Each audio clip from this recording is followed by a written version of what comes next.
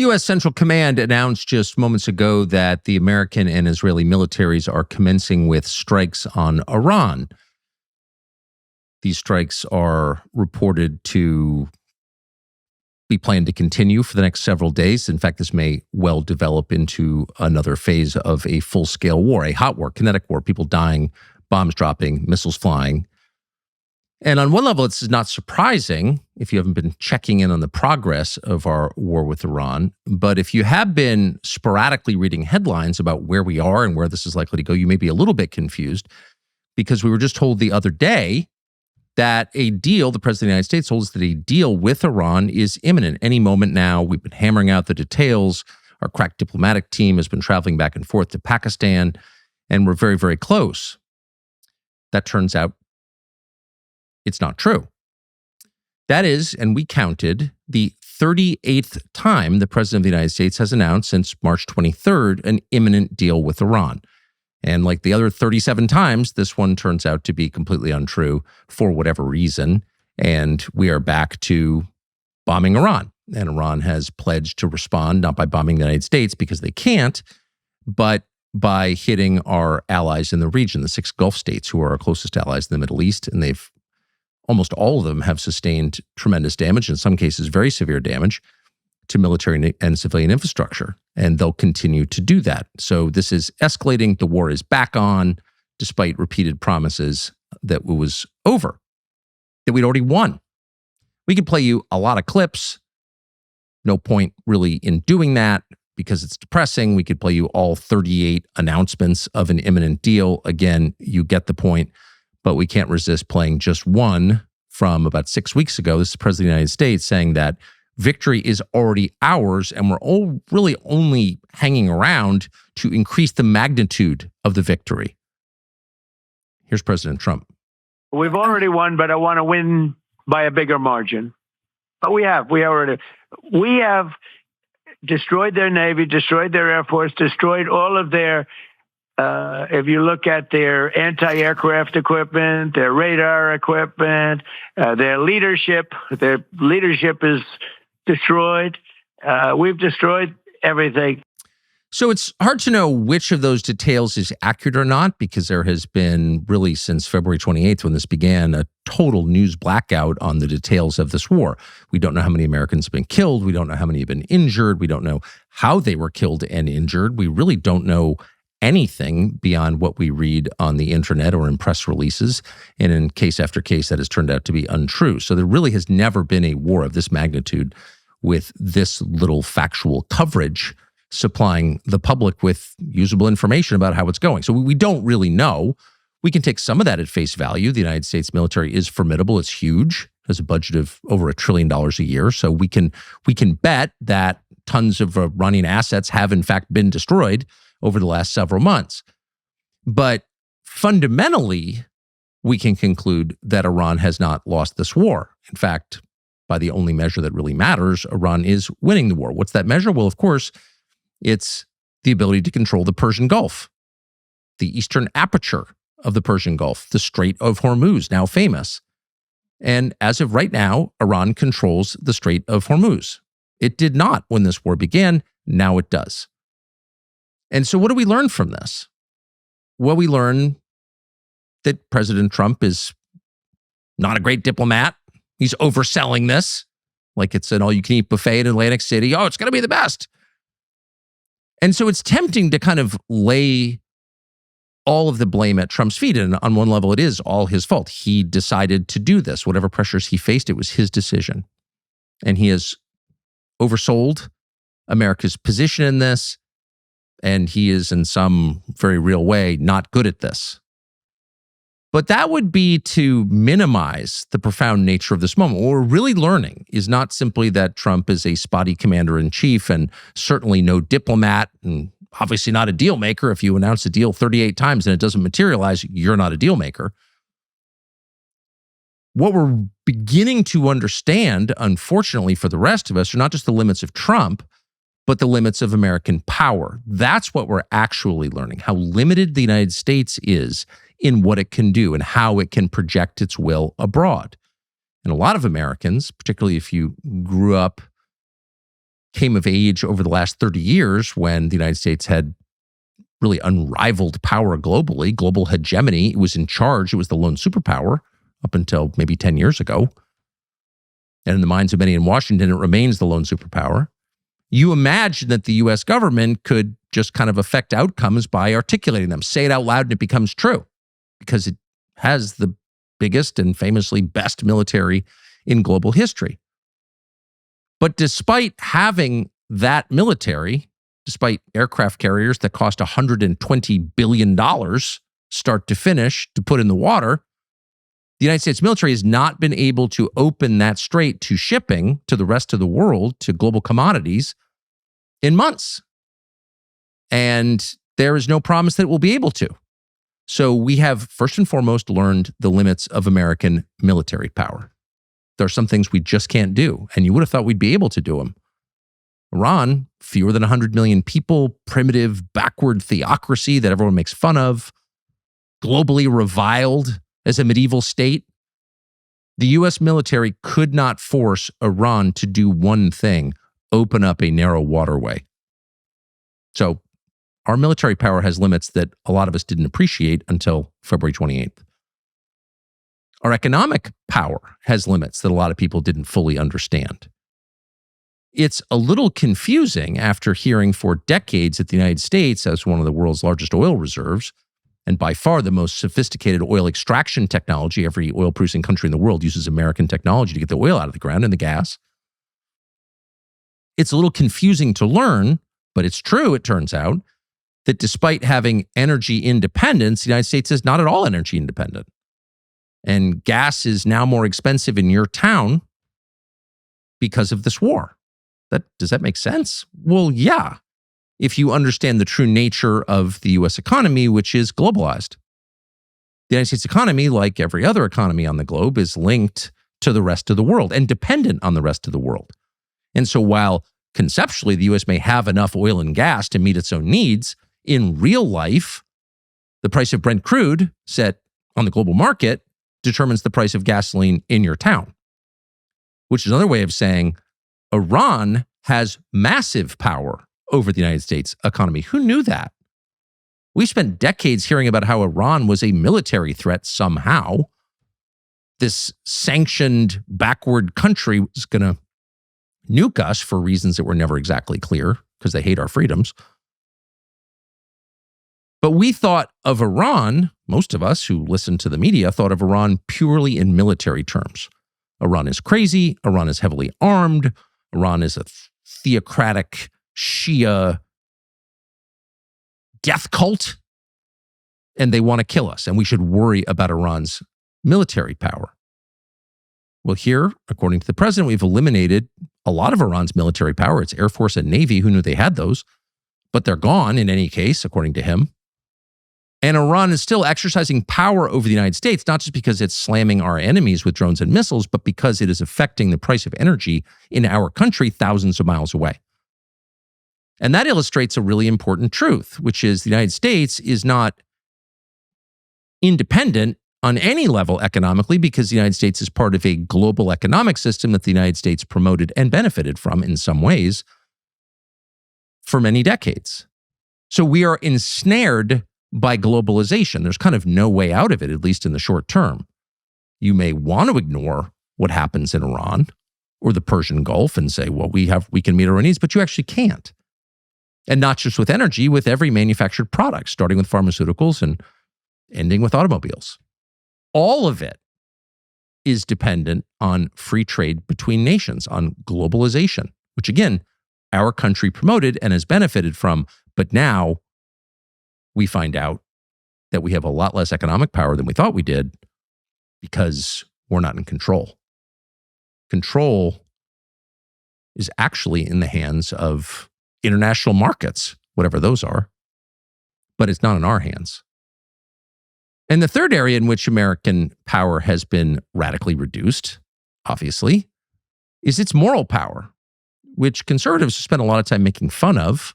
Moral power, what's that? We don't have to be loved, we have to be feared. But it is also true that those very same people, in fact, acknowledge it when they say America is exceptional. It is a beacon of freedom to the rest of the world. People look to the United States as an example of what we'd like to be, and that's why the majority of global constitutions copy ours, our system of government, liberal democracy. And all of that rested on the idea that the United States, while flawed and capable of fomenting coups and assassinating people, kind of went out of its way to pretend it didn't. Now, why did the United States pretend it didn't? Why did the U.S. government do these things and then deny doing them? Well, because even while doing them, the United States government acknowledged those things were wrong. It is never allowed to kill the innocent. Assassination is not war, it's a crime. Killing the families of people you don't like is not allowed. We have done that, but we've never admitted that we're doing it. We've never done it openly. And when caught, we either deny it or apologize for it and put the people who did it on trial, Lieutenant Calley and the rest, et cetera, et cetera, et cetera. That's why we have war crimes trials, to make the statement that we have standards that are above savagery. We're America. We're better than you morally, not just richer, but better than you. And that has power. And we have, in fact, used that moral power to our great benefit for a long time. Suddenly, that is gone. How do we know it's gone? Because the United States government is no longer pretending that it is not doing certain things that it has never done before, like assassinate people openly, beginning with General Soleimani at the end of Trump's first term. It is killing civilians. It blew up a girls' school attached to the IRGC naval base in the opening hours of the war and never apologized for it. Not one time did anyone from the U.S. government say, well, that was awful. Sorry. Not one time. That's just the cost of war, apparently. And more specifically, and in some ways more shockingly, the United States government has threatened to target, and then 2 days ago, targeted civilian infrastructure. Meaning the systems that keep people alive, keep civilians alive in Iran and any country. Power, water, sewage, desal. Necessary for life. The lives of people who are not fighting in the war, who do not make the decisions that led to the war, who are innocent bystanders. The kind of people you are not allowed to kill on purpose. But when you destroy civilian infrastructure, you are killing them on purpose. And so while the U.S. government in war has destroyed civilian infrastructure at scale, by the way, during the Second World War, this has happened before, but it has never happened so openly and without apology. And never once has any American leader threatened in public to kill civilians unless the government of the country he opposes submits. That's never happened because that's barbaric behavior. That's not what civilized nations do. And suddenly, not only is the U.S. government doing that, but no one is saying anything about it. Like, that's just fine. And there's also, of course, because why wouldn't you at this point, it's threatening nuclear strikes against entire populations, or as the president himself said, civilizations. Now, let's hope none of that happens, and let's hope there aren't further strikes on civilian infrastructure, that civilians aren't killed on purpose. Not simply because we're like bleeding heart liberals that think it's bad, but because it's not good for our country because, well, in the end, what you do will be done to you. That's almost a physics principle. That's just a fact. That's not moralizing. That's reality. What you do will be done to you. And the United States has a lot more civilian infrastructure than Iran does. So if the global hegemon is announcing that it's okay to murder civilians in a country you don't like, whose policies you oppose, it stands to reason that we may be the victim of that kind of thinking. In fact, it's dead certain that we will be the victim of that kind of thinking. Americans will be the victims of that. So this is a huge moment and a huge loss for the United States. But maybe above all, the way in which American power has been reduced, and this is the saddest to say out loud, is that it is suddenly obvious to everyone, both in this country and around the world, that the United States does not have sovereignty, which is another way of saying American leaders aren't really in charge of America. They can make some decisions. They can make noises and give speeches, but the big decisions, the ones that change the course of history, are not up to them. They're employees. They're not the boss. Now, who is the boss? Well, that's an open debate. But in this war, it has become very obvious, undeniable, and in fact, it's been admitted by this administration that the President of the United States didn't decide the time and place of this war. The Prime Minister of Israel decided the time and place of this war. Benjamin Netanyahu was in charge. Admitting that out loud, and of course it was known to everyone who was paying close attention, is a sea change in the way not just the rest of the world thinks about the United States, but the way Americans think about their own country. Because the premise of our system is that the people who live here are in charge of it and that they can control its outcomes by voting. We just had elections in a lot of the country, primaries yesterday. And an ever-diminishing number of people march off to the polls with the notion in mind that I can change things with my vote. The war in Iran has taught us that actually on the big questions, the people you elect aren't even in charge. Someone else is, in this case, Benjamin Netanyahu. What are the long-term effects of a population understanding that voting doesn't make any difference? Well, it's hard to know. We've never been here before in 250 years. But it's easy to imagine that radicalism, extremism, violence would be the outcome of that. Because if people cease believing that they have any power whatsoever to change a system that is hurting them, there's no peaceful way to make the pain stop. They will use non-peaceful means to get what they want. Democracy, famously, is a pressure relief valve. It keeps people calm. You may not like what's happening right now, but just wait till the election and you can change it. When people start to believe that's not possible, that it's all fake, that in the end, no matter what you vote for or who you elect, Benjamin Netanyahu or some other foreigner is in charge of your country or the donors, why wouldn't they take extra legal means to express their frustration? Well, they probably would.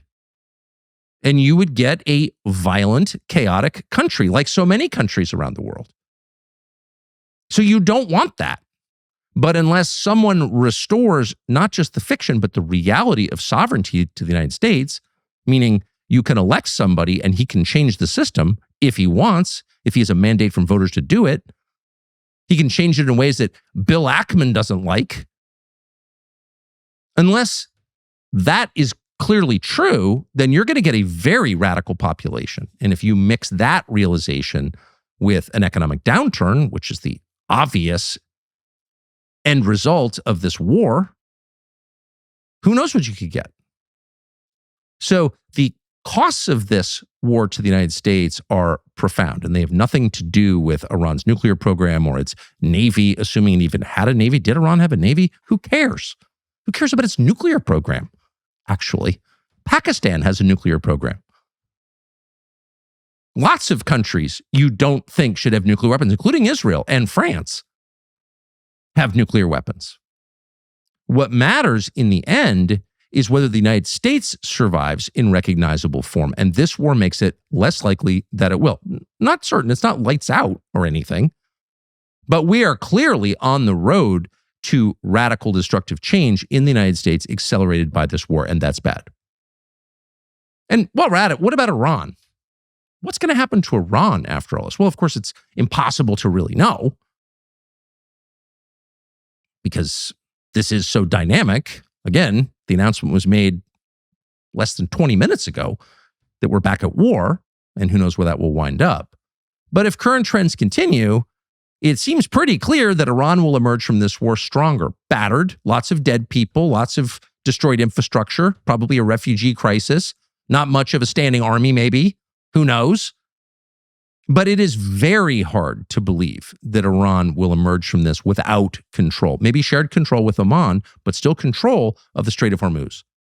And that one fact alone makes Iran a global player in the globalized economy. There is no getting around the fact that if you want to get your commodities out of the Gulf, through which a fifth of global commodities flow, energy, petrochemicals, you're going to have to deal with Iran.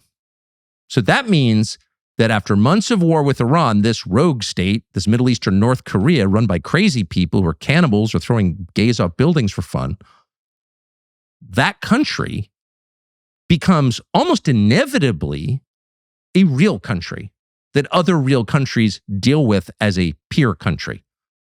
It's also pretty easy to imagine an enhanced Iranian economy, because at some point, U.S. sanctions will either have to be dropped, reduced, or they will just become less meaningful because the U.S. dollar will not be dominant in the way that it is now. And finally, and this is not a minor point either, Iran's image around the world will be enhanced, and even in the region. Now, how would that happen? How would that work? How could Iran, which is not Arab, it's Persian, and the Persians and the Arabs do have a long history of animosity toward each other, but also intermarriage and complex relationship for sure, but some animosity, particularly the Persians and the Gulf Arabs. And it's not just religious difference, there are cultural differences and attitudinal differences that have caused friction between those groups for a long time. But already, Iran, which is bombing Arab countries and destroying Arab countries, is more popular in some Arab countries than it was at the beginning of the war. Now, how could that be? Well, because Iran has taken a clear position on the murder of Palestinian civilians, particularly in Lebanon, but not just Lebanon, in the West Bank and Gaza also. Iran has tied its ceasefire negotiations to a ceasefire in Lebanon. Now, that's not something that resonates with most Americans, like who cares? But in the Middle East and in the entire rest of the world, really, which is watching this, watching Israel destroy Lebanon for reasons that are not clear at all, murder Christians wholesale in Lebanon, destroy Christian villages, bomb Beirut, not a traditional Hezbollah stronghold. Why are you bombing Beirut? Unclear. But it's happening, and the rest of the world is watching carefully because Lebanon is a country a lot of people have been to, probably the most beautiful country in the world, with some of the most sophisticated people in the world. It's not Yemen. It's Lebanon. It's on the Mediterranean. And the rest of the world is watching this in horror, and no one's doing anything about it. The United States is abetting it. The United States is helping it happen, despite what they tell you. Those are American weapons and weapon systems being used to murder Christians in Lebanon. Who is doing something about it? Iran. Hate to say that. Wish that weren't true. Wish it didn't fall to Iran to do something about this, but it has, and they are. And they're doing more about this than any other country, including ours, including any of the Gulf states. Sorry. Because they are tying the reopening of the strait, which the world wants, to an end to Israeli bombing and murder in Lebanon. So in the eyes of the region, whatever people hate about Iran, and there's a lot that the Arabs hate about Iran, they are uniquely standing up for the Palestinians. The mass murder in Gaza, the genocide in Gaza, and history will record it as that. It is genocide. It is a state policy to eliminate a people and transfer them out of a land. It is genocide by any definition, is the biggest thing that is happening at this point in history. It is the biggest thing. It is the thing about which the most will be written going forward. How did the rest of the world watch this and do nothing? How did the United States back this? How did the United States become the only country on the planet, other than Israel, to approve of this genocide?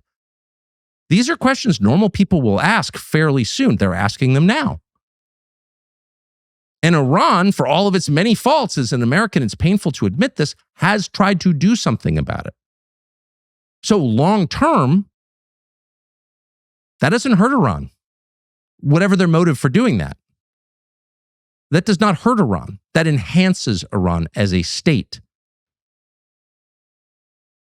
So the whole thing, like so much of life, has turned out to be exactly the opposite of what you thought.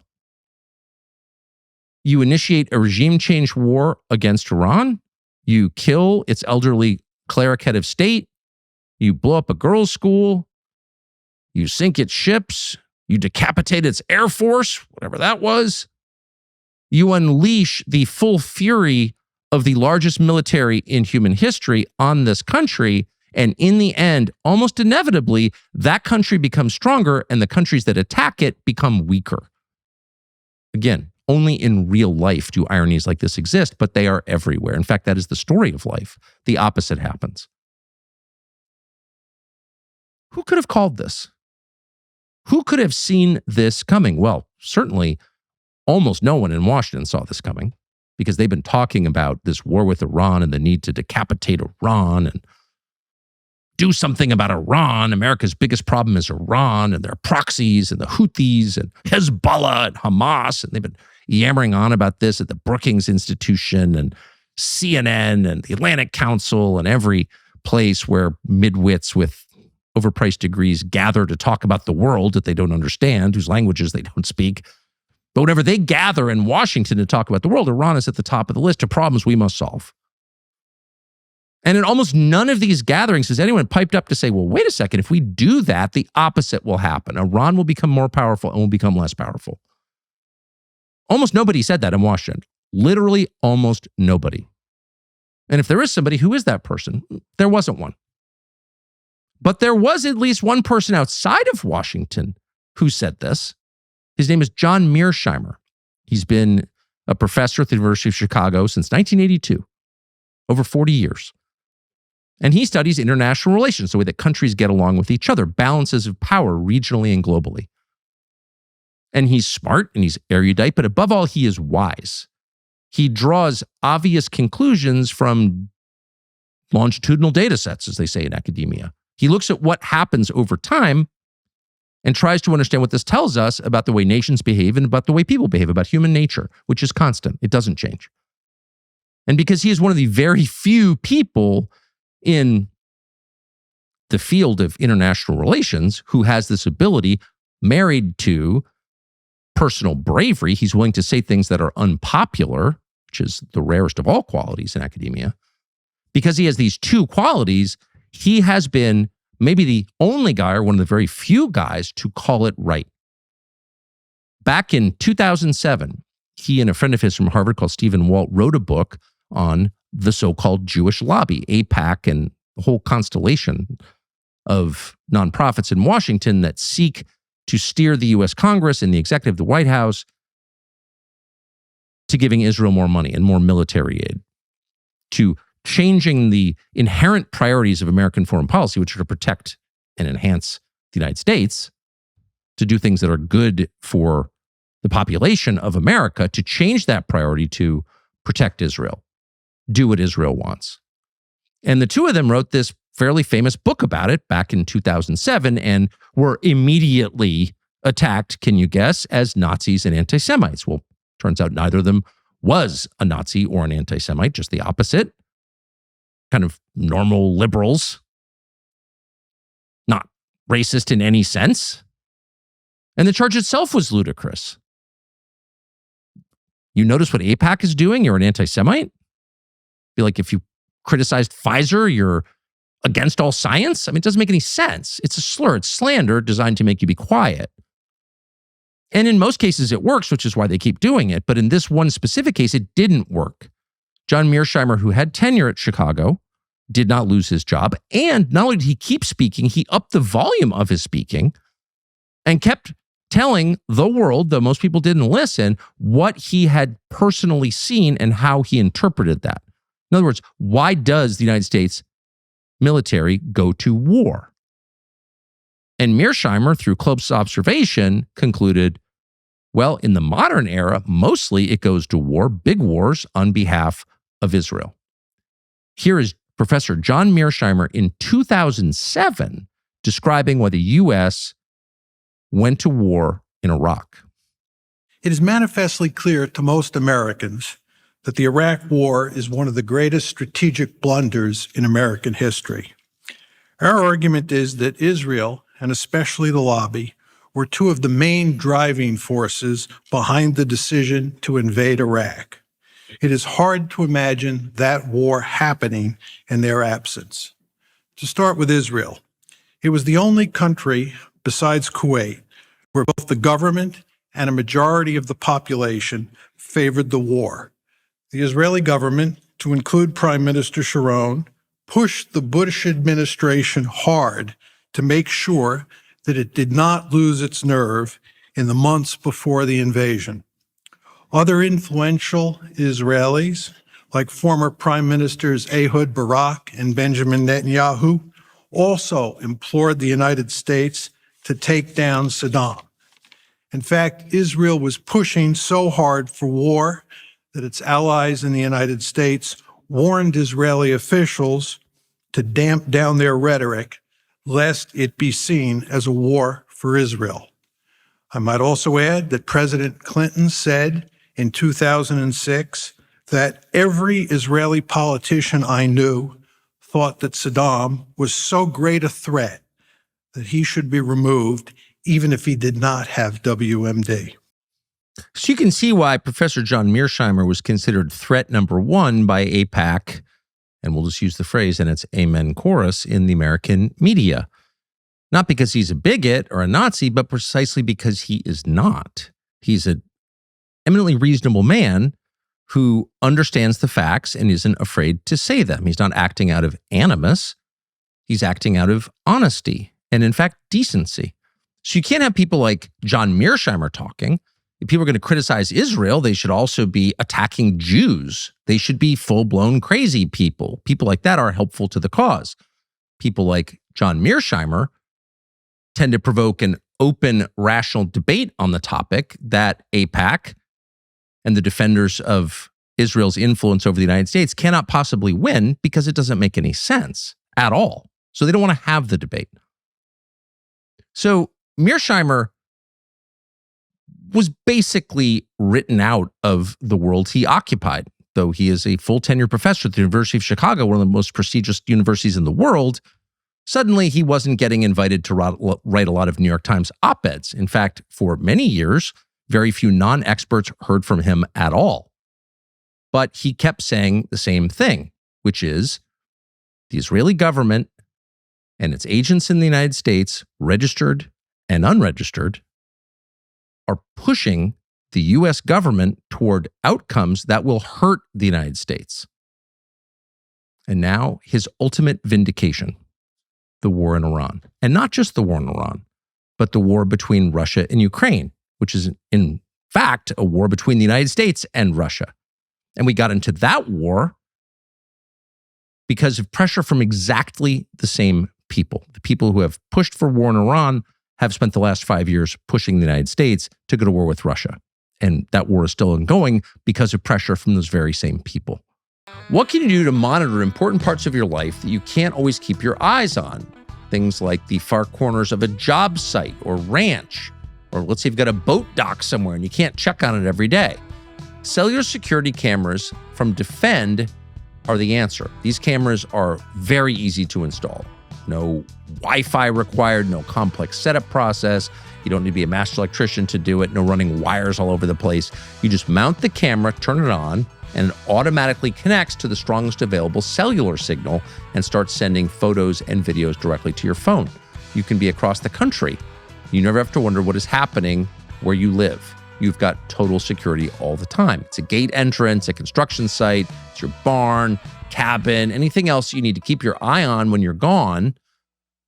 This will do it for you. And unlike a lot of security systems, this is affordable. Peace of mind for an honest price.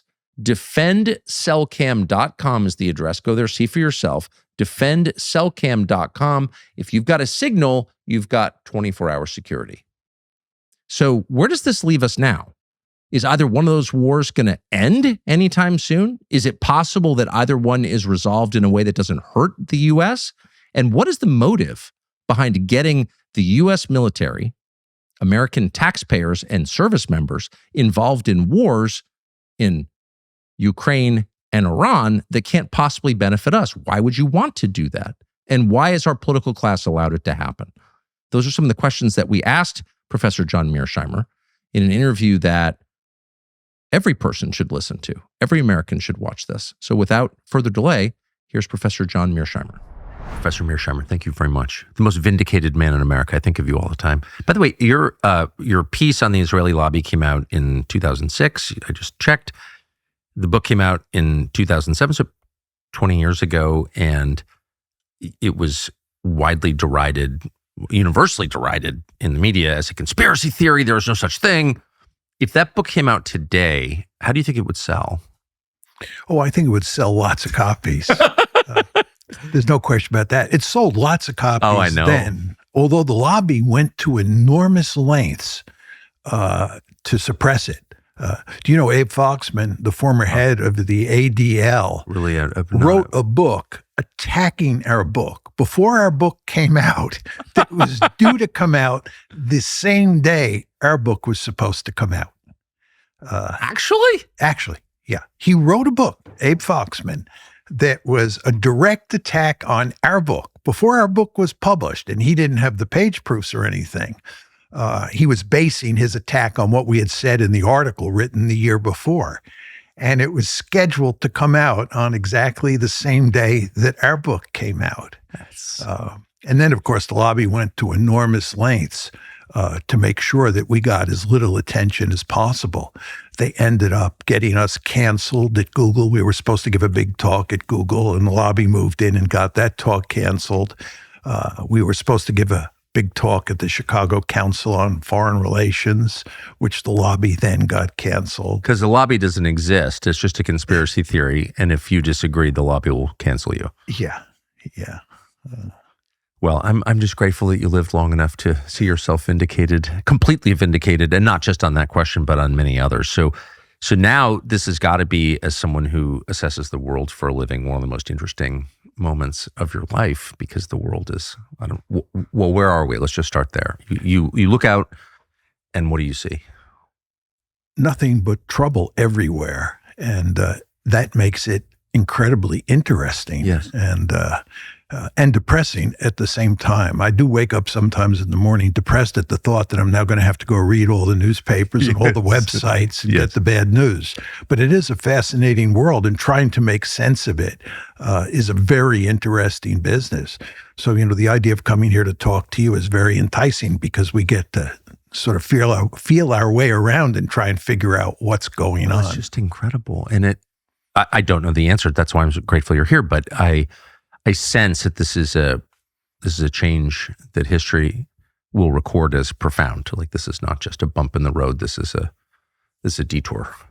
I think with regard to both the Ukraine war and the war against Iran, profound change is going to result from both. I think that Putin is going to win in Ukraine. Ukraine is going to end up as a dysfunctional rump state. I think in the process of this war, NATO has been wrecked. Yes. The U.S.-European transatlantic relationship has been badly damaged. And if you go to the Middle East, I think the Iranians are going to come out of this war in much better shape than they went into the war on February 28th. And I think that America's position in the Middle East, and certainly Israel's position, is going to be badly damaged as a result of this war. Those are my instincts as well. Along the way to that outcome, which, nothing's guaranteed, but I strongly agree with your assessment. I think that's very likely to happen in both places, but all kinds of other things could happen. So as bad things, very destructive things. So as you look at both conflicts, which gives you more concern? I find it hard to answer that question because I'm so concerned about both conflicts. Yes. Well, let's start with Ukraine. Yeah. And I would just say, as a general point, I think that the worst outcome in both cases, and I can expound on each, is the possibility of nuclear weapons being used. Yes. And let's start with Ukraine, as you say. The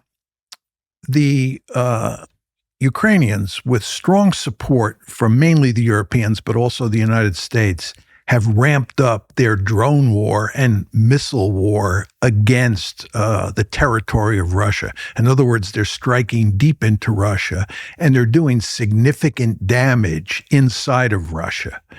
And the Russians believe that this has to stop, especially since the Europeans and the Americans are talking about increasing the volume and quality of the attacks in the future. And the Trump administration. The Trump administration, yeah. I don't think President Trump himself, but I think the deep state is committed to the Ukraine war still. I mean, Trump has pulled away in a lot of respects, but I think the deep state remains committed, and certainly the Europeans remain deeply committed to helping Ukraine inflict punishment on the civilian population and on infrastructure deep inside of Russia. And the Russians are having a devil of a time stopping that.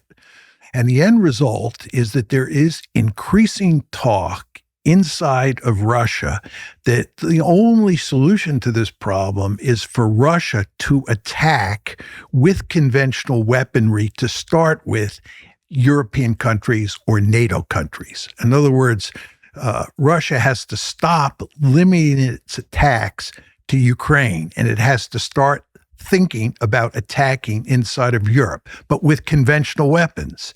And the view of many inside of Russia is that if that doesn't work, if the conventional weaponry doesn't stop the attacks on Mother Russia, then what Russia should do is use limited nuclear attacks against NATO countries to send a very clear signal to the Europeans and to the United States that they better stop or this will escalate out of control.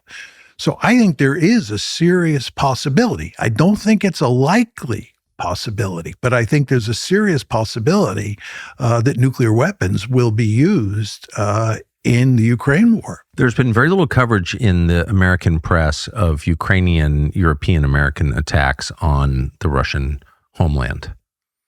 To what extent have they caused damage and casualties, and they're serious attacks? Well, they've caused serious damage to the energy infrastructure, and they occasionally kill a good number of Russian citizens.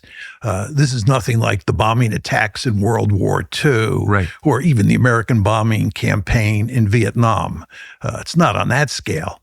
But from a Russian perspective, any serious attacks on Mother Russia are unacceptable. And the problem that Putin faces is that there has long been widespread criticism inside Russia that he has not waged the war against Ukraine vigorously enough.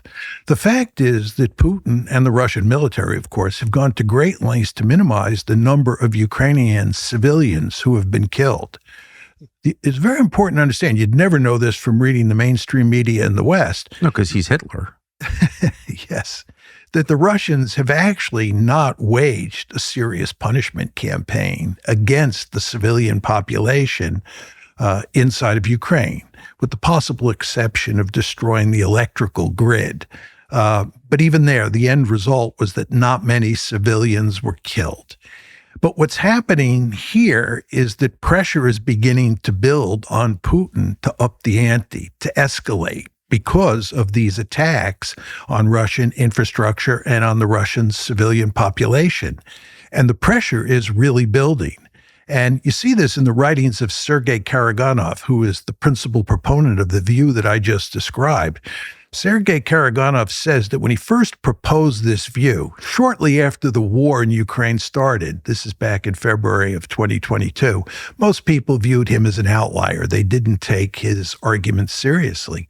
He says now that the overwhelming majority of people that he talks to inside the Russian elite and even inside the broader population agree with his view that it's time for the Russians to take the gloves off and to begin to attack into Eastern Europe with conventional weapons to start with, of course.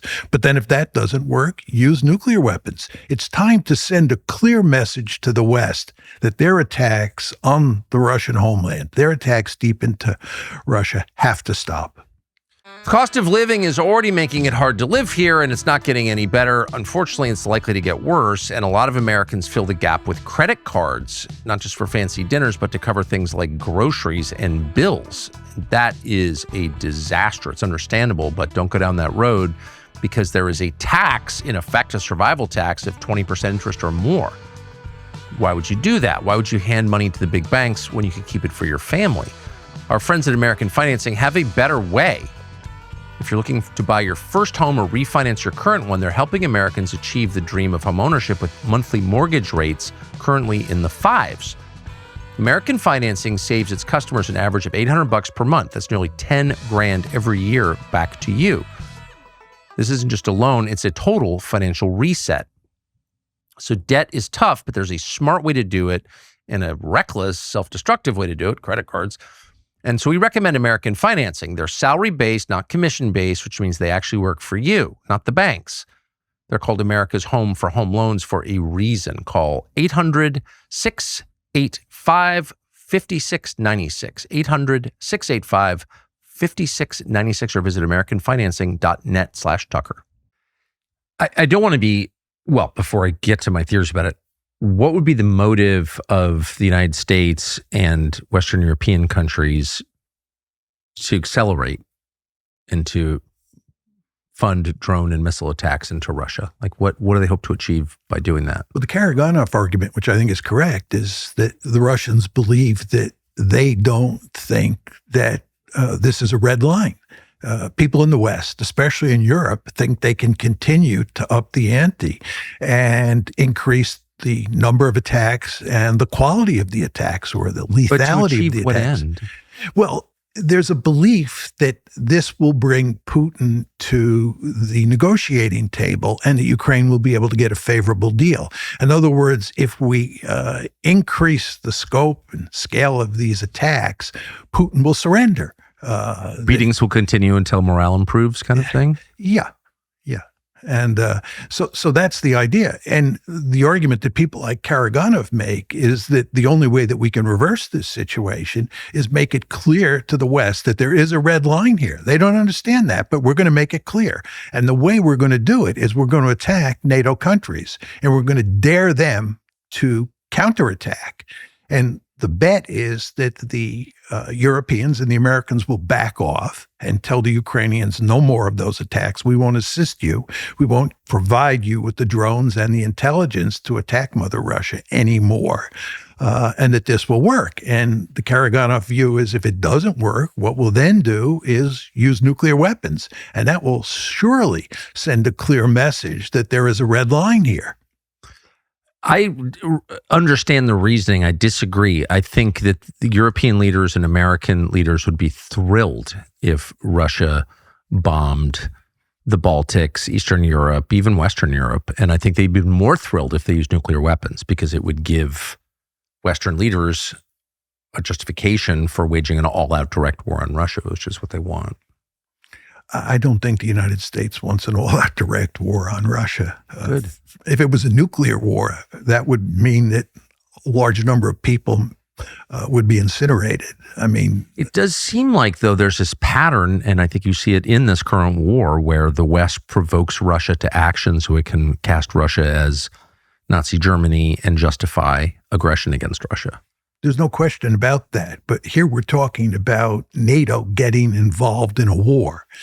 And NATO's in no position to win a war against the Russians, number one. Number two, the last thing the United States wants, given that we're up to our eyeballs in alligators in the Middle East, plus we have to worry about containing China and East Asia, is a war in Ukraine against Russia. And then most important of all, once you talk about the United States and Russia actually fighting each other, the threat of nuclear escalation goes up greatly. And the last thing we want is a nuclear war over Ukraine, because Ukraine is just not that important. It is to some people in the U.S. government. I mean, their ancestors are from there. They identify with it. They really care about it. I mean, of course, I agree with everything you're saying, but then people are not thinking clearly. They really think that by killing civilians or destroying infrastructure in Russia, they can get Putin, who's under pressure from his right flank, as you just said, to say, okay, you're right. Well, Karayanov's point is you're absolutely right that people in the West are not thinking clearly. Yes. So what we have to do is we have to focus the mind. And there's no better way to focus the mind than to pop off a couple nuclear weapons in Europe. That will focus their mind. They will get the message. They will understand that we are then out on the slippery slope to oblivion, and they will back off. But that's the only way you can get them to back off. Do you think the people in Russia saying this mean it? Yes.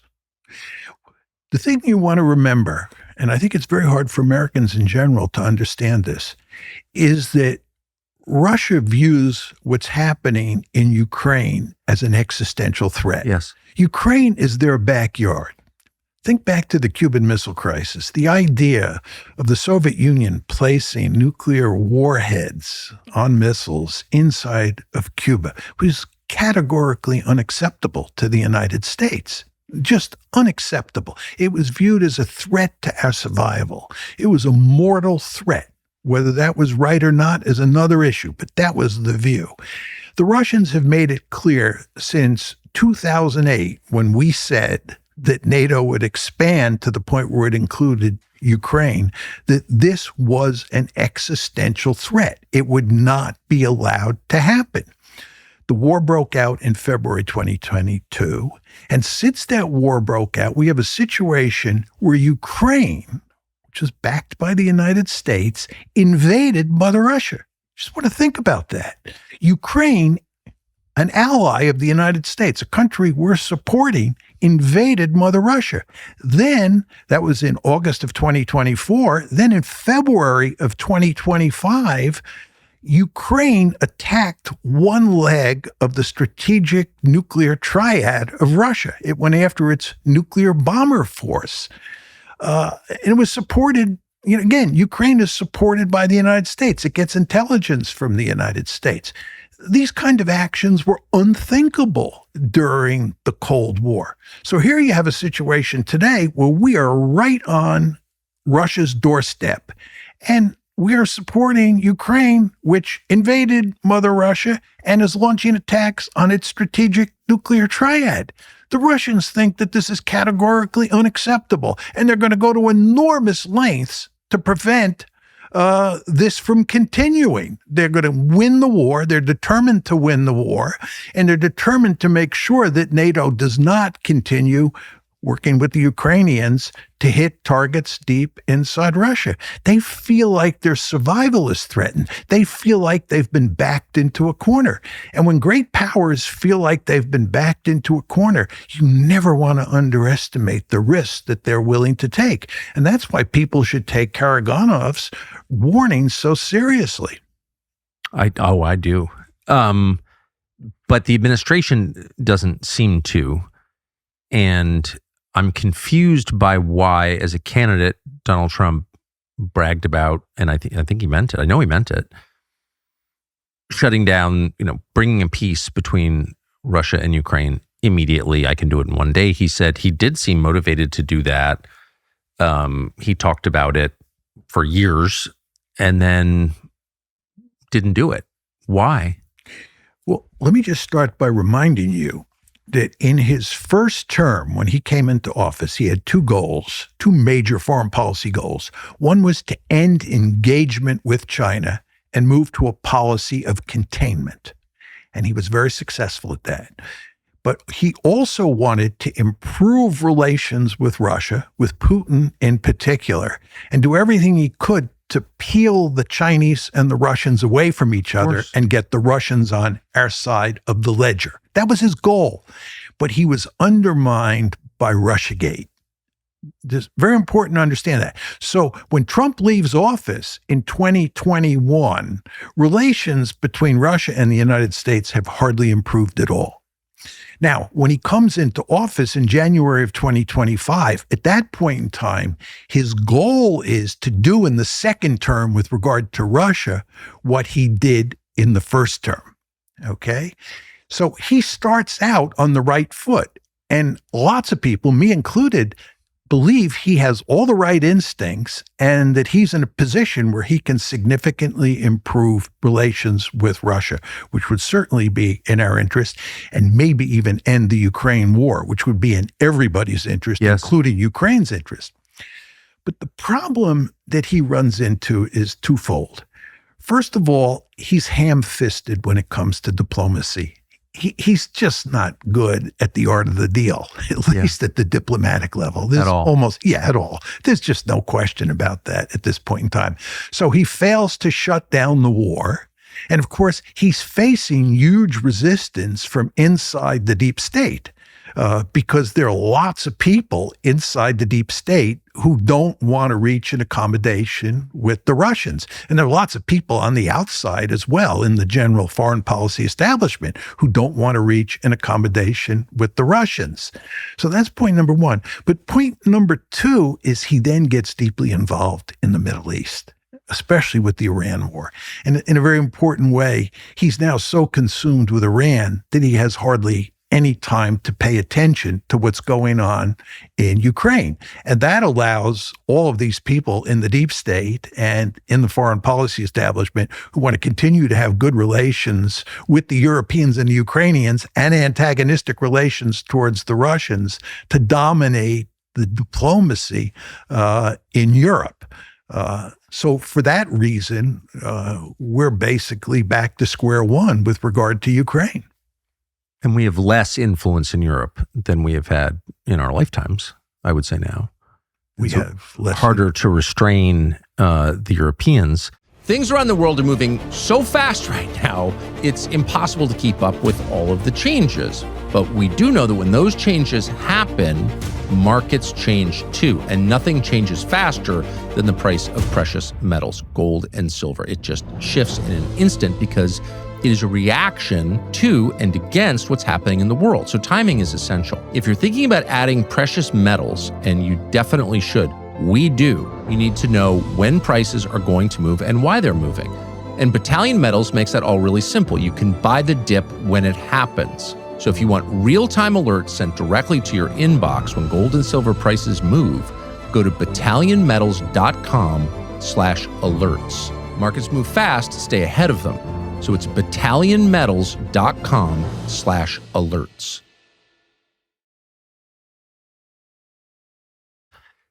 It does seem like a kind of nihilism, though, to keep lobbing missiles and drones into mainland Russia. Because, like, no normal person thinks that that's going to achieve the stated effect. It can only result in something horrible happening. Let me make 2 points. Yes. One is, if you think about the Russian bombing campaign against Ukraine. Yes. Although the Russians have not killed many Ukrainians, as I said before, it was not a punishment campaign. They have done a huge amount of damage to infrastructure inside of Ukraine. The Russian bombing campaign against Ukraine has been much more extensive than the Ukrainian bombing campaign against Russia. But we have seen no evidence that the Ukrainians are willing to throw their hands up and surrender.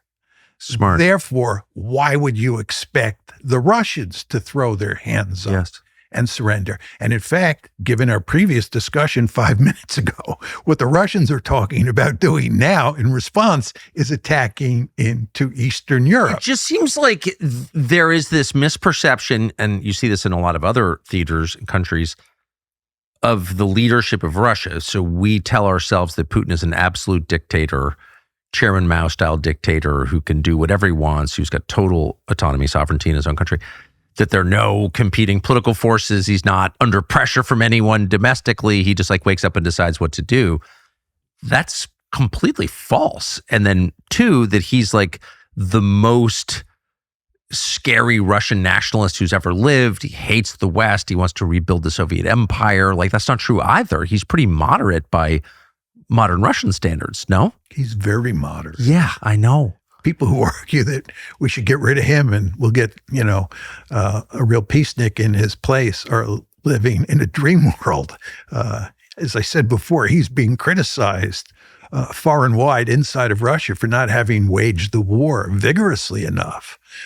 In fact, going back to when the war started in 2022, I've argued on a number of occasions that if I were playing his hand, I would have mobilized the Russian military much more quickly than he did, and I would have played hardball in ways that he has not played. So he has been, I don't want to say he's been a pussycat, but the idea that he's been this ruthless leader on the same scale as someone like Adolf Hitler is a laughable argument. But what's happened in the West is that we've created this caricature of him, and we've created this Russian threat that bears no resemblance to reality. I mean, you see this when people talk about the danger of Russia conquering Eastern Europe. In other words, a lot of people are saying we've got to stand up to the Russians now because they're on the verge of conquering all of Ukraine. And once they're done with Ukraine, they're going to move into Eastern Europe. And Putin's ultimate goal is to recreate the Soviet Empire. And of course, he has the wherewithal to do that. That's one set of arguments that you hear. But then you hear the argument that the Ukrainians now have the Russians on the ropes. The Russians are in deep trouble. The Russian military is suffering enormous casualties.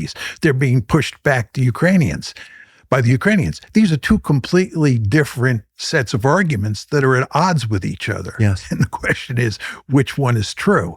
And the argument that the Russians are on their back feet is wrong. The Russians are moving forward. They're steadily, but slowly winning the war. But the idea that they're going to conquer all of Ukraine, not going to happen. The idea that they're going to conquer territory in Eastern Europe, not going to happen. But people in the West make that argument. This is especially true in Europe, yes, because they want to create a Russian boogeyman so that the Ukrainians stay in the fight. We continue to support the Ukrainians, and we go to great lengths to continue to wreck Russia. There are lots of people, it's important to understand this, who want to wreck Russia. They want to continue to do everything they can to wreck the Russian economy. More and more sanctions. That's what we have to do.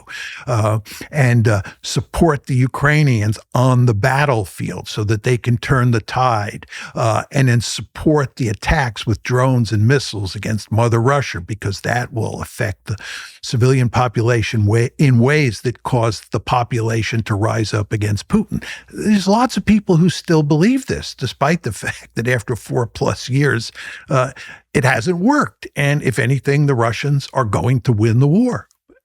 I still, after watching this all these years, I still don't fully understand the motive. Here you have one of the most beautiful countries and cultures in the world with flaws, but compared to what? I mean, Russia is a beautiful place with a beautiful culture, a sense of itself, and it's a civilization, not just a country.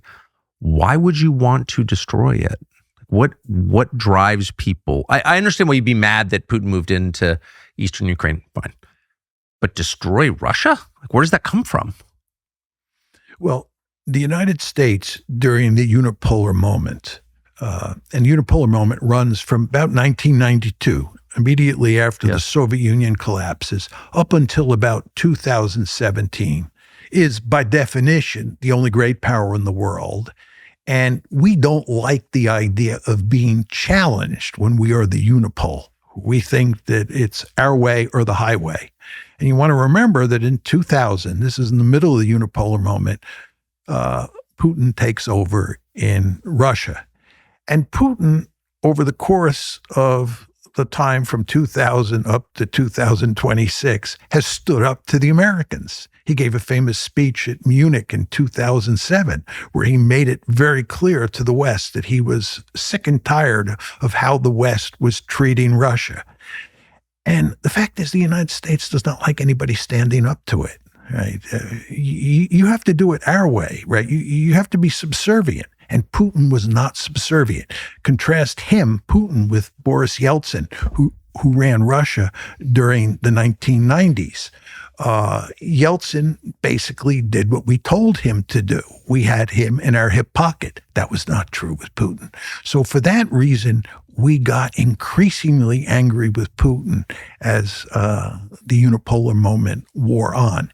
And then once Russia becomes a great power in roughly 2017, the United States is interested in knocking Russia out of the ranks of the great powers, right? We understand that they've become a great power, but we'd like to knock them out of the ranks. And of course, you want to understand that the Russians, after 2017, when they're a great power, are resisting our efforts to bring Ukraine into NATO. And this is just unacceptable to us. So we begin to think of ways to undermine Russia, to knock Russia out of the ranks of the great powers.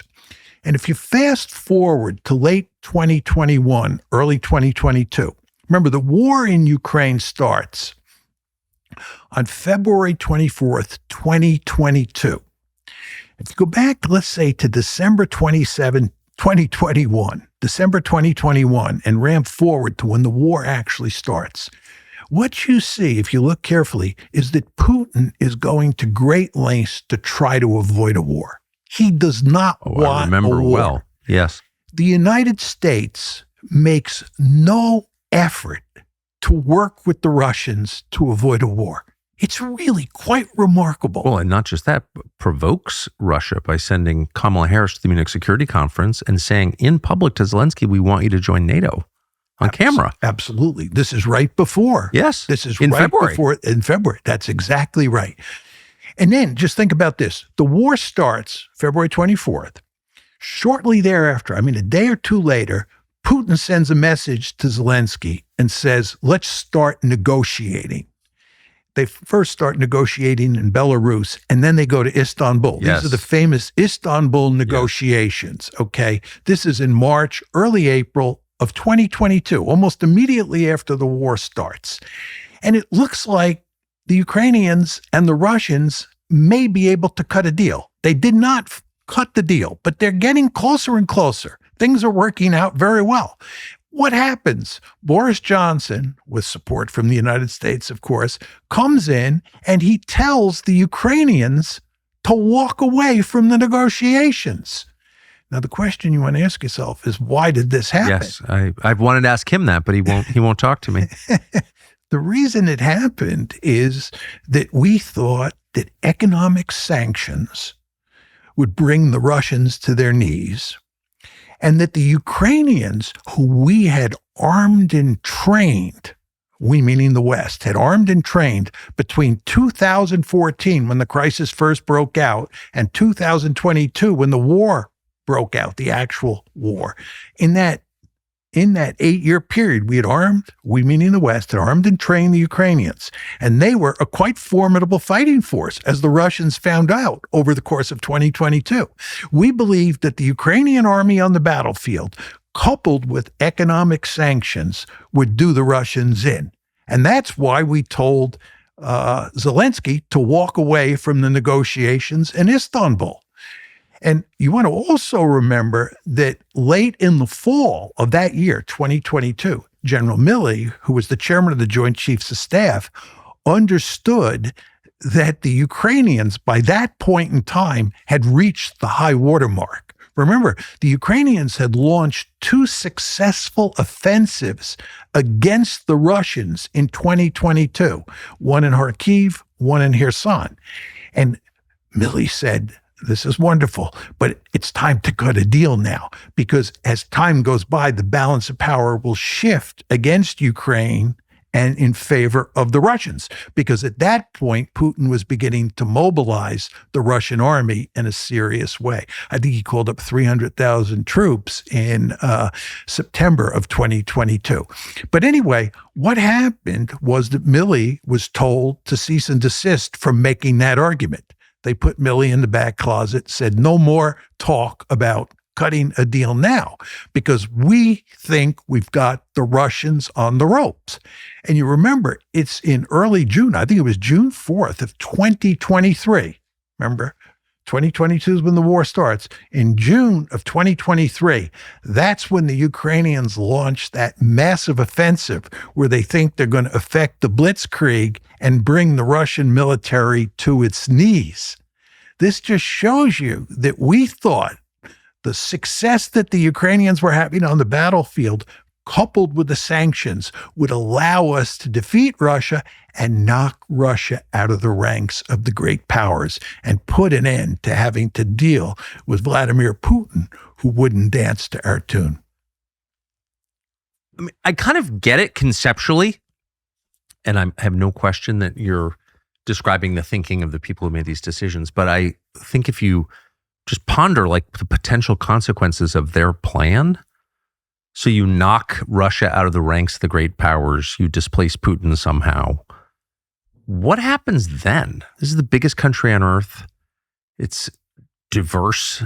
It's got all kinds of ethnic groups who get along sort of, but like it could break apart, and it's got the largest nuclear arsenal in the world. Destabilizing Russia could be really dangerous for everybody. Did that occur to them? No. So how stupid are they? Incredibly. No, look, as I said to you before, I've studied a lot of international relations over time. And when you corner great powers, yes, when you threaten their survival, you do not want to underestimate how risky the policies will be that they are willing to pursue. Okay. And I think if our policy had actually worked, if it looked like the Russians were going to be knocked out of the ranks of the great powers, they would have then used nuclear weapons. Yes. Yeah. Yeah. Or if it did, if the government collapsed, whatever that meant, and we succeeded in killing Putin, which I know we've been trying to do on and off for a long time, like what then? What if there was a civil war, ethnic breakup of Russia? Like, how is that good for the rest of the world? It's terrible for Russia, but what about the rest of us? It's not good for us either. Chaos is not good, is it? Absolutely. You're correct. I mean, we could have easily lived with the Russians. Yes. Putin wanted to have good relations with us. He wanted to join NATO. Yeah. It's the idea that Putin was missing the Soviet Union to the point that he wanted to recreate the Soviet Union and the Soviet Empire in East Europe bears no resemblance to what is in the historical record or what the child's explanation of it. It's just crazy. And by the way, just to go back to Trump, I think Trump's instincts on both China and Russia, starting with his first term and even in his second term, in the beginning, his instincts were correct in both cases. It was time to abandon engagement, contain China. And with regard to Russia, it was time to have good relations with Russia, to end the war in Ukraine. This is in his second term because the war didn't take place in his first term. So I think Trump's instincts were good. But again, Trump's problem is that when it comes to diplomacy, he has the Midas touch in reverse. And the end result is that he's made a hash of things with the Russians. So what's the motive of European leaders, of Macron and Starmer and Merz in Western Europe, and then the various Eastern European leaders? Like, why are they monomaniacally focused on Putin? I don't know for sure. It just seems to me that they have convinced themselves that Putin is the second coming of Adolf Hitler. You make these arguments enough times, you come to believe them yourself sometimes. I don't know what they're thinking. I mean, there's just no evidence to support this argument in terms of what Putin has said over time or what he's written over time.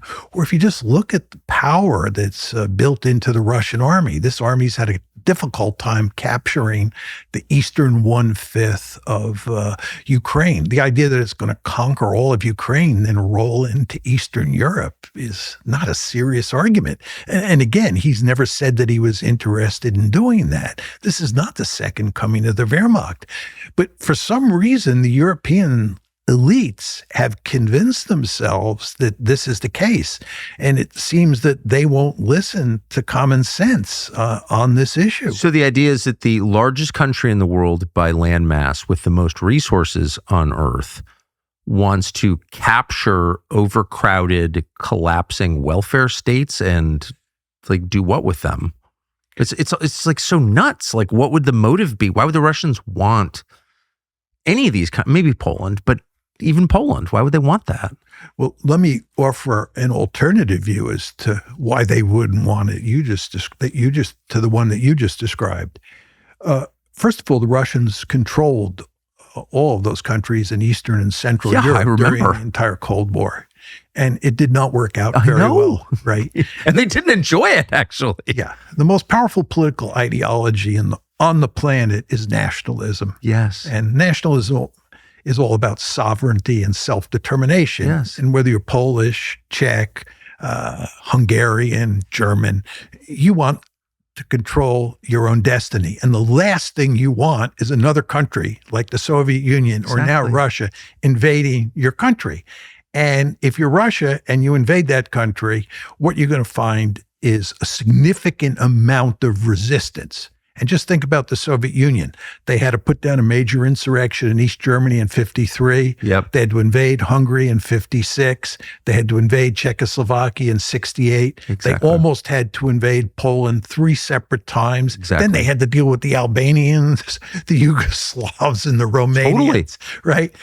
Been there, done that, did not so work you out fought very well. You went to West Point, you served as an Army officer in the Cold War. Do you think, having studied it, that Russia got a lot out of its empire? Like, was it worth it for them? The Soviet Empire, the Warsaw Pact, the Eastern Bloc, was that worth having? Great question. But let me just say, I was actually an Air Force officer. I was an enlisted man in the Army before I went to West Point, but then I was an Air Force officer. Really? Yeah. But well, you went to... I went to West Point. You want to remember that before 1947, that was when the National Security Act created the Air Force Academy. There was no, and created an independent Air Force, that the Air Force was actually the Army Air Corps. Yeah. Right. So West Point provided officers to the Army and to the Air Force. And when I graduated from West Point in 1970, there were a set of limited conditions under which you could go into the Air Force. And I qualified, so I was in the Air Force rather than the Army. The vast majority of my classmates went into the Army, but I went into the Air Force. But I had been in the Army as an enlisted man before I went to West Point. So I actually, including my West Point time, spent 10 years in the military. Wow. But to go back to your excellent question about the Soviet Union and its experience in Eastern Europe, the reason that the Soviet Union ended up in Eastern Europe is because on June 22nd, 1941, Nazi Germany launched Operation Barbarossa for the express purpose of destroying the Soviet Union. Thankfully, the Soviets won the war. But to win the war, they had to drive across Eastern and Central Europe into Germany. You remember, it was the Red Army that went into Berlin. In April of 1945. Exactly. And that's when Hitler, of course, committed suicide. And that war ended on May 8th, 1945. And the Soviets ended up, needless to say, occupying virtually all of Eastern Europe. But what happens after that is that the Cold War breaks out. And you have the United States on the other side of what we came to call the Iron Curtain, called the intra-German border, and the Soviet Union on the other side. And I think that there were 2 reasons that the Soviets had a vested interest and we had a vested interest in keeping that status quo. One is we didn't trust each other, and we were afraid if we got out, the Soviets would conquer more territory, and they were afraid that if they got out, we would move eastward. That was one reason. But the other reason that we both stayed was the German problem.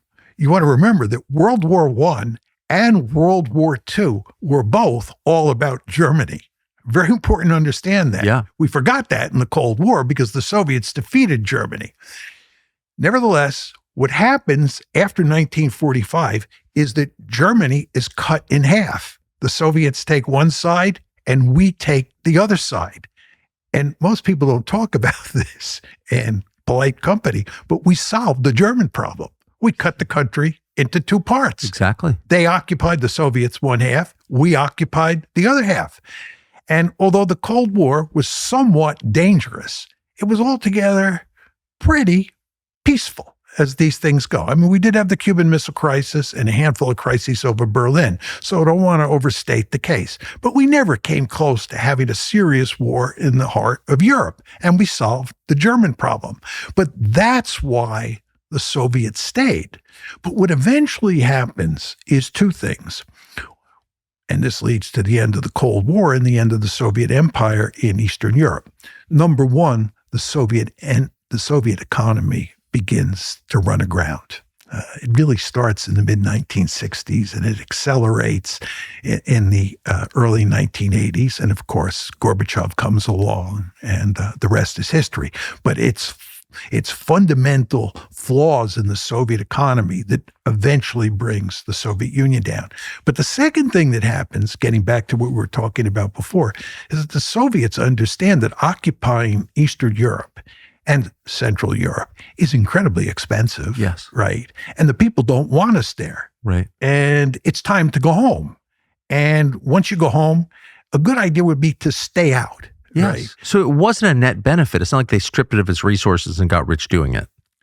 Well, they did strip a lot of resources out of Germany early in the Cold War. Sure. But afterwards, no, it was industrial resources. But I mean, they weren't there for the coal. No. It was not economically a net benefit. That's what I'm saying, right? It's not a win. Yeah. By the way, if you just think about the collapse of the great empires, we read about the great empires like the British Empire, the Belgian Empire, the French Empire, the Dutch Empire, and so forth and so on. They've all gone away, okay? And the question you want to ask yourself is, why did they all go away? Yes. There are two reasons that are directly related to what we're talking about. Number one is nationalism.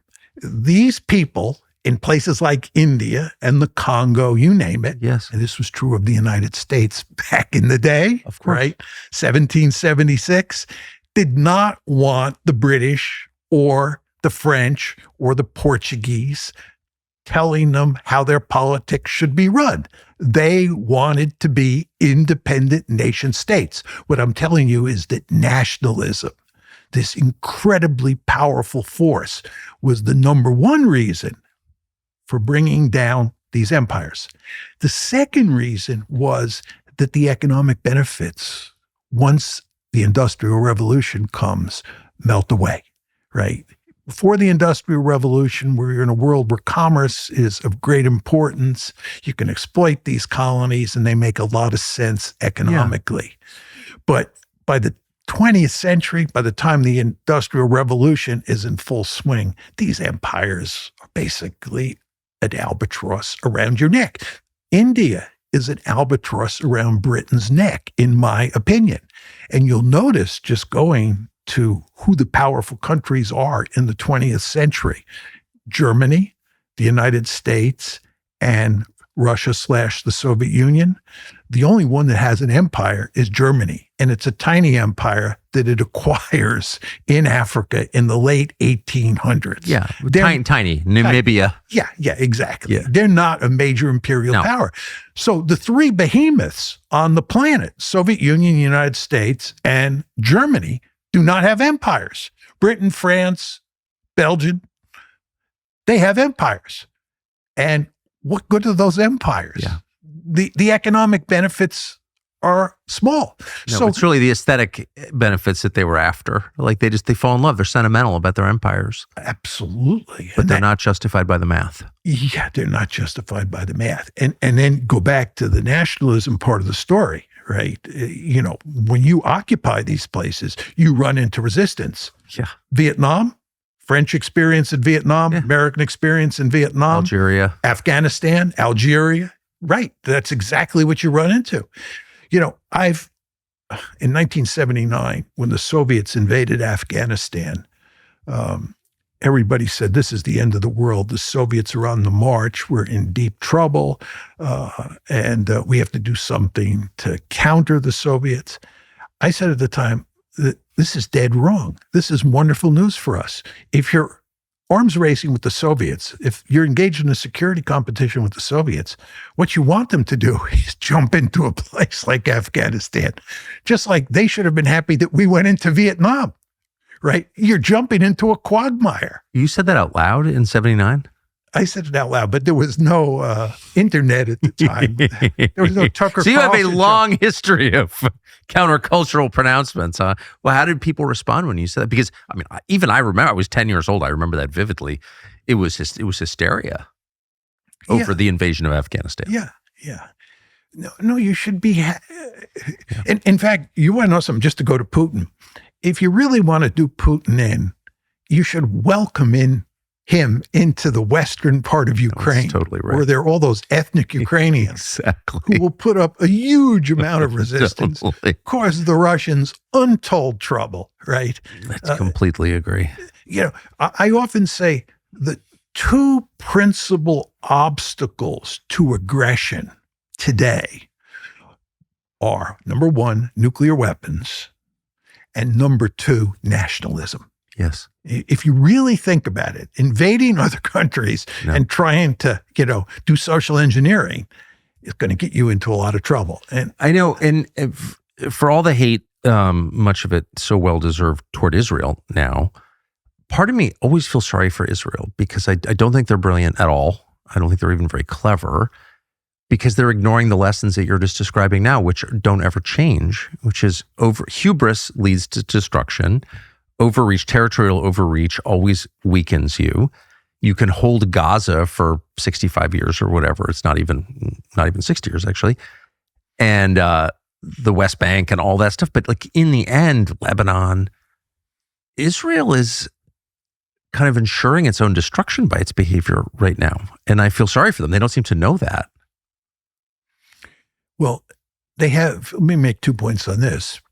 The Israelis have no sense of the limits of power. Yes, exactly. And we have a lot of that. I know we do. Right? But the Israelis have no sense of the limits of military power. They think you can just pound people into submission. And you can do that sometimes, but most of the time you can't. Second point I would make to you is if you think about the whole Zionist enterprise, you go back to 1900 and ramp forward to the present. It's an amazing accomplishment that small numbers of European Jews coming out of Europe could go to the Middle East and could carve out a state, a Jewish state, in a sea of Arabs. Yes. Palestinians. It's really quite remarkable. Reviving a dead language along the way. No, the whole thing is amazing. I totally agree. Yeah. But in the early years, certainly up until 1967, the Israelis have a really powerful sense of the limits of what they could accomplish. And they are very careful. Right. They don't have the United States as a great power ally at the time. There's no Israel lobby of any consequence, certainly before 1948. And they're in a sea of hostile neighbors. So they have to be very cautious. They have to be tactically and strategically smart.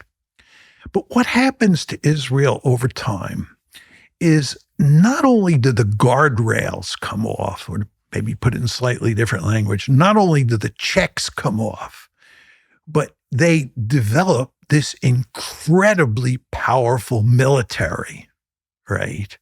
Because of help from the United States. And of course, this is where the Israel Lobby comes in, right? But they become a Goliath. They look like a David to begin with, if you think about it. But over time, that David turns into Goliath. And there are no guardrails, right? The United States will not only sanction anything they do, it will support what they do with material resources and protect them diplomatically. Just think about the genocide in Gaza. I mean, here we have a people that was a victim of one of the greatest genocides in recorded history not long ago, committing genocide against the Palestinians in Gaza. And the United States is complicitous in this genocide, both under the Biden administration and under the Trump administration. This is truly remarkable. And it just goes to show you that Israel can do almost anything, and we protect them, and we provide them with huge amounts of weaponry. And this has not worked to Israel's advantage.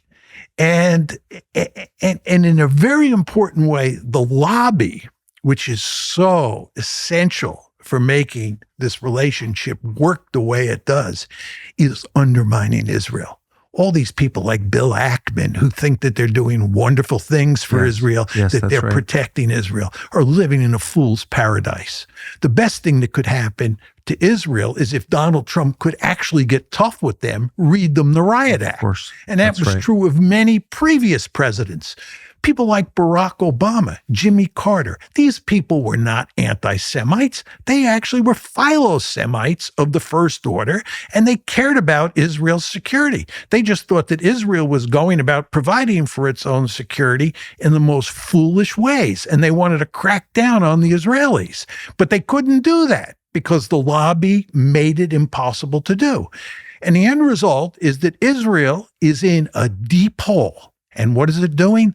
Digging deeper. Why? Because it can get away with it, and because it believes that there's got to be some magic military formula that we can find to win against Hezbollah, to win against Hamas, to win against Iran, and to have absolute security.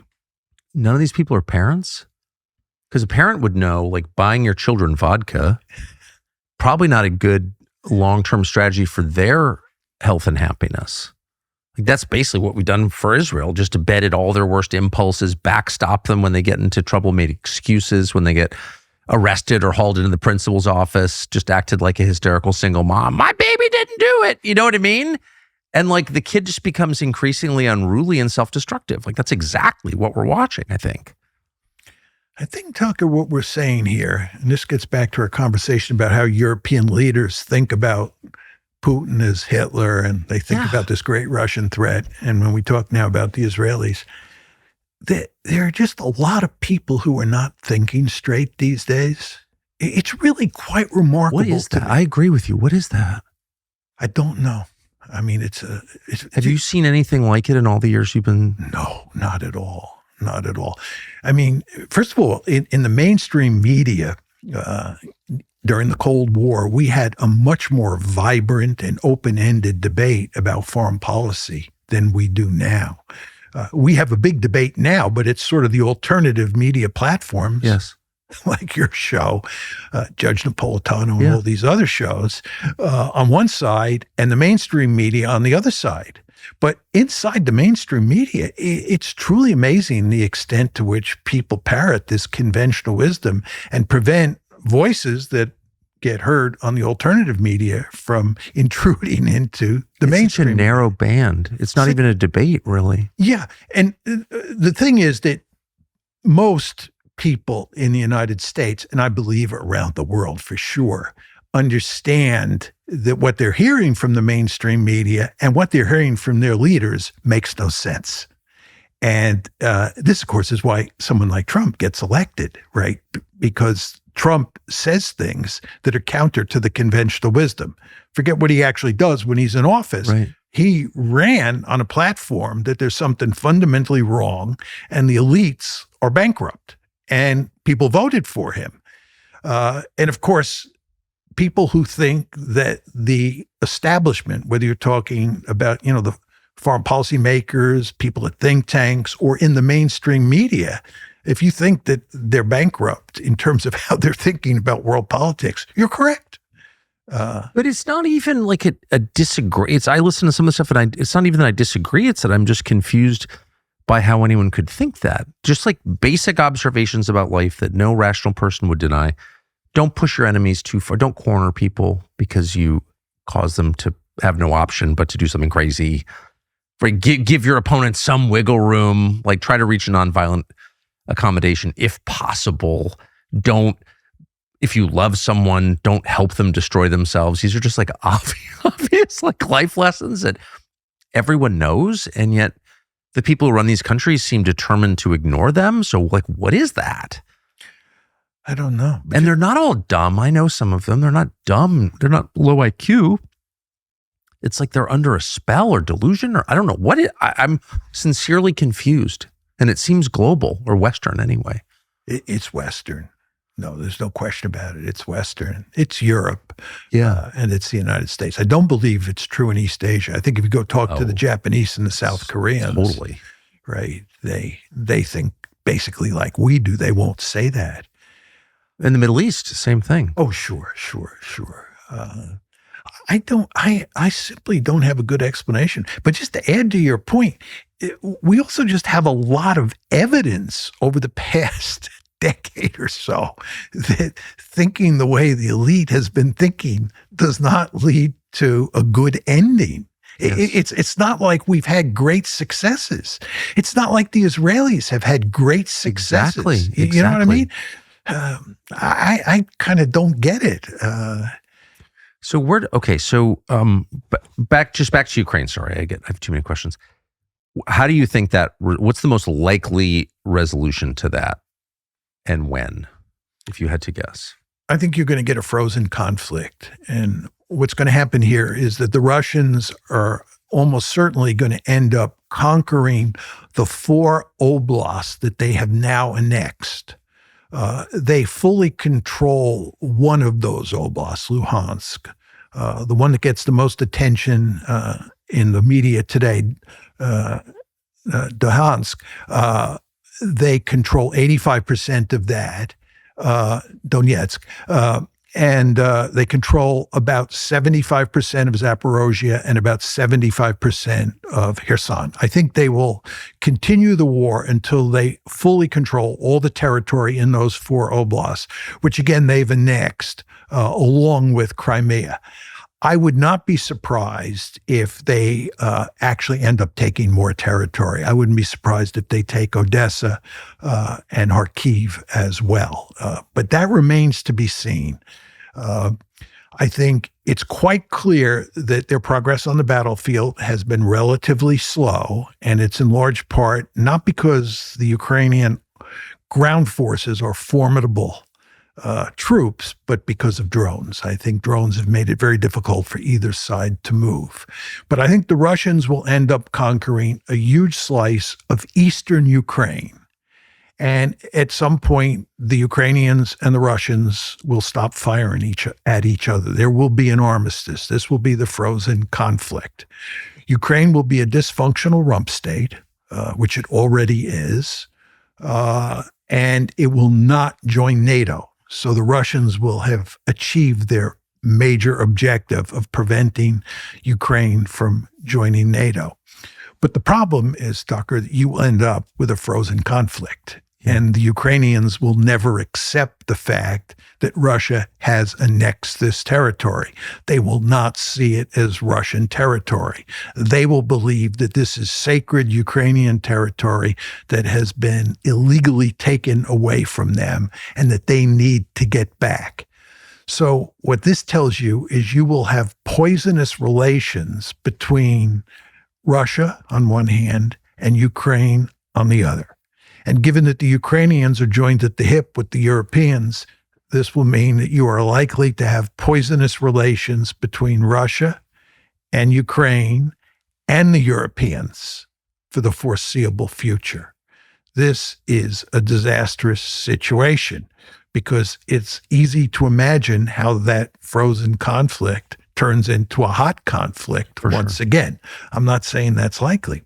But there's one other very important dimension to this that we don't want to lose sight of, and that is that superimposed on the Ukraine-Russia conflict are 6 other potential flashpoints. One is Belarus, 2 is Kaliningrad, 3 is the Baltic Sea, 4 is the melting Arctic, 5 is Moldova, and 6 is the Black Sea. These are all potential flashpoints where you could get conflict between Russia on one side and the Europeans on the other side, or the Ukrainians on the other side. So Eastern Europe is going to be a very dangerous place for the foreseeable future. The amount of armaments moved into that region by the rest of the world is just beyond comprehension, too. So it's incredibly well-armed. People are still using Enver Hoxha's weapon stockpiles to fight wars around the world. So like when you move a lot of weapons into a region, the tail on that is very, very long. Absolutely. And the Ukrainians will go to great lengths over time to get more and more weaponry. I mean, you have to understand that from Ukraine's point of view, Russia is an existential threat. Right. You and I have paid a lot of attention in the previous conversation to the fact that from Russia's point of view, what's happening in Ukraine is an existential threat, which it certainly is. Right. But if you're a Ukrainian leader and you see what's just happened and the Russians are closer than ever to you and they've taken territory of yours that you want back, you're going to see the Russians as an existential threat. And the Ukrainians will therefore go to great lengths to do everything they can to work with the Europeans and hopefully, from their point of view, with the United States, to solidify their position, to get armaments to protect themselves, which you can just marry to the point you were making a minute that's ago. right. And all of Eastern Europe, if you're the Romanians, the Hungarians, the Poles, I mean, they're all completely afraid of the Russians, and I get it. Take this a step further. What about nuclear weapons, right? Yeah. As we were saying before, this conflict has done enormous damage to NATO. And the American military footprint in Europe is shrinking. And one could argue that we're going to have remarkably few troops in Europe in the foreseeable future. Yes. Okay? Who knows for sure how that will play out?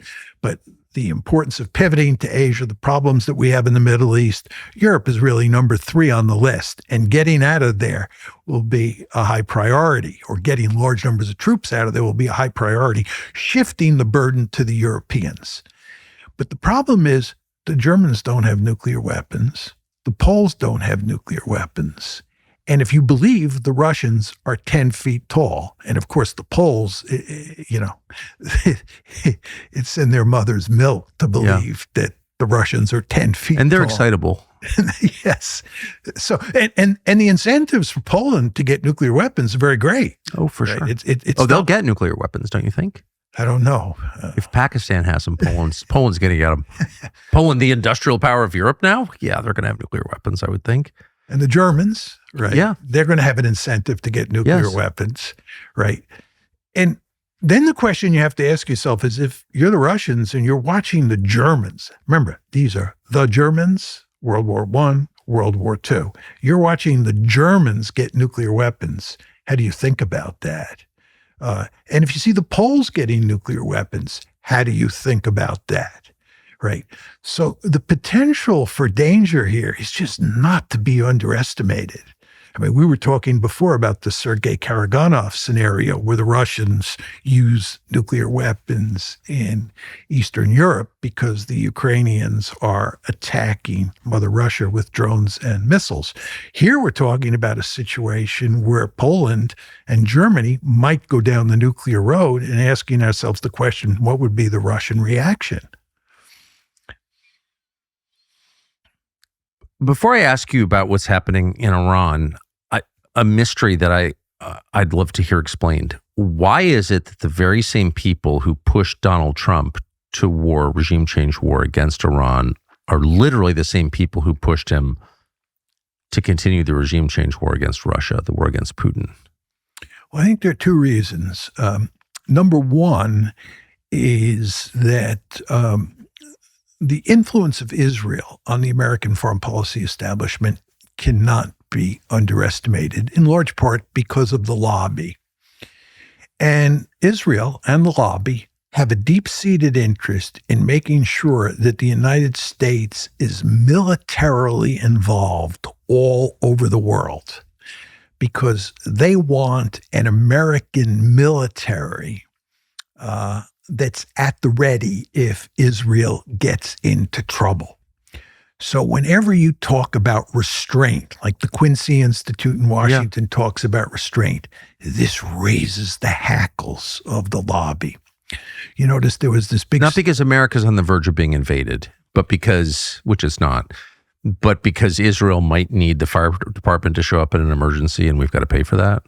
Yes, you want a big fire department that is fighting wars and is honed to win those wars. And this is in Israel's interest. I'll show you a good piece of evidence that supports this point. There's a recent article in the New York Times about Israeli intelligence going into overdrive and tracking the activities of particular individuals. And in the New York Times article... In the United States. In the United States, yes.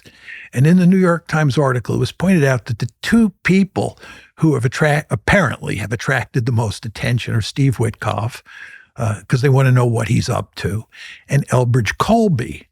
And since Elbridge Colby works mainly on China issues, the Times speculated on why Israel would be so interested in keeping a careful eye on Elbridge Colby. And the Times actually said at the end of the piece, it's probably because he's a restrainer. Right. He's interested in a restrained foreign policy. Colby does not want to be fighting wars everywhere. He once told me that he was opposed to the Iraq War back in 2003. He wants to concentrate on containing China, but he's not interested in fighting in Ukraine. He's a restrainer. And of course, the Israelis do not like restrainers. They do not like the Quincy Institute, right? So they're allowed to just spy on American citizens, but then continue to receive our tax dollars in order to fund spying on us? Well, the answer is yes to that, or at least it's been yes to that in the past. But in answer to your question, the first reason here that we are that our engagement in Ukraine is pushed by the same people who are pushing the Iran war is because of Israel and the Israel lobby and the influence that the lobby and Israel have in seeing the United States involved in places like Ukraine. The second reason is you have lots of Americans, Jews and non-Jews, who have roots in Ukraine. And those people believe strongly that Ukraine should be a sovereign state and that the Russians are the bad guys. And they believe that we should support the Ukrainians hook, line, and sinker. And the journalist, Steve Kinzer, has written a book on this that I believe is coming out later this year that explains this phenomenon in great detail. Steve, in his new book, shows how many Americans inside of the foreign policy establishment who have roots, family roots in Eastern Europe or in Ukraine or in Russia are deeply committed to supporting Ukraine in its war against Russia, which they see as the bad guy. Yeah, it was right around 1905 that there were quite a few loud voices in America saying, let's not have mass immigration from Eastern Europe because it's going to cause us massive problems down the line. And they were dismissed as crazy. Just want to say that out loud. Well, anytime you have immigration, you run into the problem. I was recently in Miami, Florida, and it's quite clear that one of the principal reasons that we now have our gun sights on Cuba, which I think is ridiculous, insane, is because of the Cuban American community, which wields significant influence inside the United States, much like the Israel lobby. Yeah, I mean, I've spent a lot of time, I lived in Washington most of my life, spent a lot of time at the White House and in Congress. I never once lobbied for Swedish interests. It just never occurred to me, though my name is Carlson. I have blue eyes. But yeah, I felt like that would be wrong. Do you know what I mean? It's disgusting. Come here and then lobby on behalf of a foreign country, whatever that country is. It's disgusting. I agree completely. I'm against dual citizenship. Of course. Right? I think if you come to the United States, you become an American. You should have American citizenship. You have a German last name. Have you ever lobbied on behalf of Germany? No. I don't consider myself German American or Irish American because I'm also partly Irish American. I consider myself American. I do too. Yeah. Right? I think when you come to the United States and you become a citizen, there's a social contract involved. And that social contract involves becoming an American and becoming an American firster by definition. Otherwise, don't come to the United States or, get a temporary visa, which is fine. But if you become an American, I believe that you should not be lobbying on the part of other countries, whether it's for Cuba or China or India or Israel. Yeah. And I think it's within bounds just to say that. As an American, I think I have a right to say that. And yeah. And I say that, by the way, as somebody who's been a big proponent of immigration over time. Yep. I'm glad they let all those Russian Jews into the United States or East European Jews into the United States. I think immigration is what made the United States great. If you go back and read about what happened in this country, after we got our independence in 1783, and certainly in the 19th and early 20th century, all the immigration is what turned us into the superpower that we are today. So I don't immigration's a good thing, but it has to be done in a very careful way. Well, sex is a good thing. Eating is a good thing, but you keep them within certain boundaries so they remain good things. And if you're going to have immigration, particularly at scale, you have to have rules. And the number one rule has to be transfer your allegiance from the country of origin to the country you live in now. That's just got to be rule one. And if you can't hold to that rule, you can't have immigration, it seems to me, right? I think that illegal immigration is an absolutely terrible thing. And I think it's damaged many Americans' views towards immigration in general. I agree. Me too. Number one. And number two, although I'm in favor of immigration, I do think if you come to the United States, you become an American and only an American. You give up, your German citizenship or your Russian citizenship or whatever. And I think what about working as a guard at a prison camp in Israel on a volunteer basis, like Jeffrey Goldberg of The Atlantic did as an American? Is it okay if you're a leading American foreign policy thinker to volunteer as a prison camp guard in a foreign country, or is that there's something kind of maybe disloyal about that? Well, this is a particularly egregious situation. Sir, again, I'll bring that up. Here's a guy who is fully in favor of using the American military to fight wars on Israel's behalf. But when it came time for him to serve in the military, he served in the Israeli military, not the American military. As a prison camp guard. Something deeply wrong about That's sick. Yeah.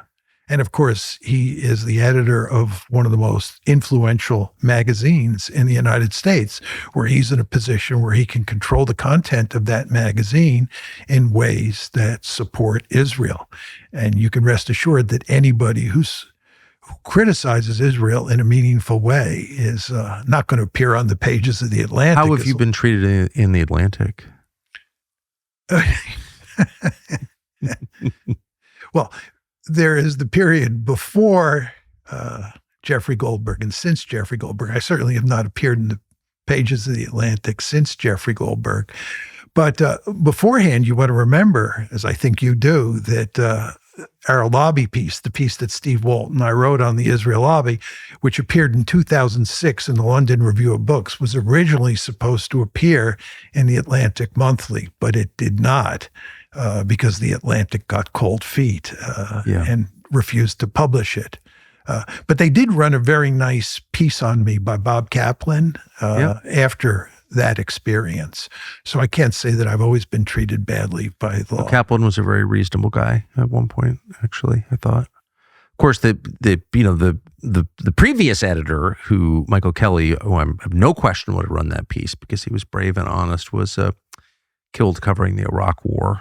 Yes, I remember. Waged on behalf of Israel. So it all kind of comes together. But Jeff Goldberg is another one of those people who thinks he's doing good for Israel. Yeah. He thinks that behaving the way he does in terms of supporting Israel at every turn and suppressing criticism of Israel as best he can is in Israel's interest. I just want to make it clear. I think he's fundamentally wrong. And I think it's people like him and the Bill Ackmans of the world who are doing enormous damage to Israel. Again, you're a parent. If you treated your children whom you love, as much as Jeffrey Goldberg loves Israel, you love your kids. If you treated them like he treats Israel, your kids would all be in rehab. Correct? I agree. Excuse every fault, attack anyone who points out their shortcomings, like that you would wreck those kids. Mm-hmm. Where does the Iran war go? Oh, I think at this point in time, where we are is that President Trump is desperate to get a settlement. He understands the economic consequences of this war going on for a few more months with the straits closed would be disastrous. He's got to get a deal. And not just simply for economic reasons, but for political reasons as well. The midterm elections are coming up, and he runs the great danger that if the economy is tanked by November, that both the House and the Senate will be run by the Democrats, and he will get impeached and found to be guilty. So he wants to avoid that. And of course, he wants to avoid crashing the international economy for obvious reasons. So he's desperate. You can see it in his face. You can see it in his actions. The problem that he faces is that he can't get the Iranians to accept what is, from an American and an Israeli point of view, a favorable deal. The Iranians are now in the driver's seat. The Iranians started this war on February 28th of this year in a much weaker position than they are in now. They've actually done quite well in the war. As we saw when they attacked Israel a few days ago. Here you have a situation where Israel did not attack Iran. Iran felt that it was free to attack Israel. And Iran has made it clear it's more than willing to go up the escalation ladder with us and with Israel. They feel like they're in the driver's seat.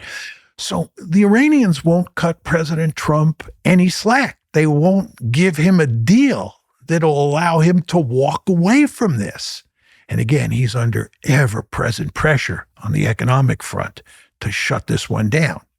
At the same time, the Israelis will not cooperate with him either. What Trump really wants to do is cut a deal that basically accepts the fact that Iran won. He can't change Iran's position, and he's got to accept the fact that Iran has won and cut a sweetheart deal for Iran. But the Israelis, under no circumstances, want him to do this. And Bibi is resisting. So what's happening here is Trump is being pushed from one side by Bibi, and he's being pushed on the other side by the inexorable forces of the international economy as it reacts to the shutdown straits. Okay? So what's happening is that desperate Donald Trump is beginning to put pressure on the Israelis because he can't put pressure on the Iranians. He's putting pressure on the Israelis in ways that he's never done before. So he had this conversation where he said really terrible things about Prime Minister Netanyahu last Monday. This was on June 1st, right? And he's been really playing hardball with the Israelis in ways that we've not seen before. And you can tell that Bibi Netanyahu understands this. He understands that Trump is desperate and that Trump is putting real pressure on him. Now, Netanyahu has resisted to a large extent, not completely, but to a large extent up to now. But I would maintain that what's likely to happen as we move forward is that international economy is going to continue to put pressure on Trump. And because he can't put pressure on the Iranians who are in the driver's seat, he's going to put pressure on the Israelis in ways that he has never done before. So the question you have to ask yourself is, what is this growing conflict between the United States, and in particular Donald Trump, and Benjamin Netanyahu going to look like moving forward? You saw yesterday Mark Levin, who's a longtime Trump hater, then became Trump's closest political ally, start to attack Trump for wavering on the question of backing Israel. The second Trump criticized Bibi, Mark Levin attacks Trump. Can Trump realistically, do you think, fight a battle, a rhetorical battle against Netanyahu and win, given that his support now in the United States politically is only Zionists, or kind of the only people who still support Trump? Let me ask you a question. What's the alternative?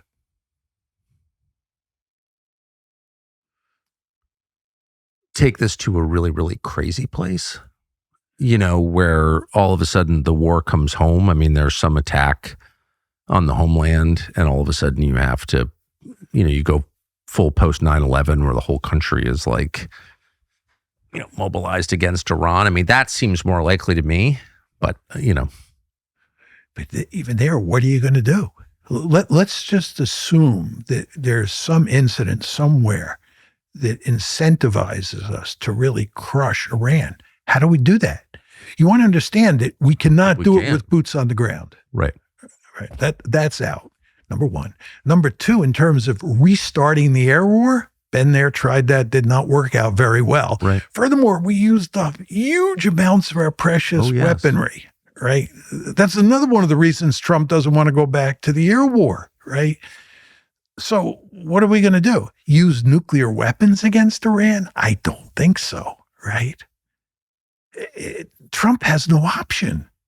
That's the point here. This is what I'm saying to you. If you think about the situation he's in, he's been unable to coerce the Iranians, and the Iranians are feeling their oats. They're feeling powerful, and they're not willing to compromise. And they understand that the longer this war goes on, the more leverage they have. So they're tough to coerce. And the Israelis, Trump just has to do something with them as he's crushed by these international economic considerations. And if he doesn't, we're all going to go off a cliff economically. The economic and political consequences are going to be disastrous. There's just all sorts of evidence of that. And if the Israelis really have an in-your-face attitude towards Trump and they start to bomb Iran, what are the Iranians going to do? They'll shut down the Red Sea. They'll go after the UAE. They'll go after Saudi Arabia. They'll play hardball, and that'll just make the economic situation even worse. So what can Trump do? I think, who knows for sure, but my surmise is looking at this is that Trump has really no choice but to play hardball with Netanyahu in ways that he has never done and in ways that no American president has ever done with an Israeli prime minister. Trump's devotion to Israel is so slavish that it's just hard to imagine. It's hard to picture that. I mean, I pray for that.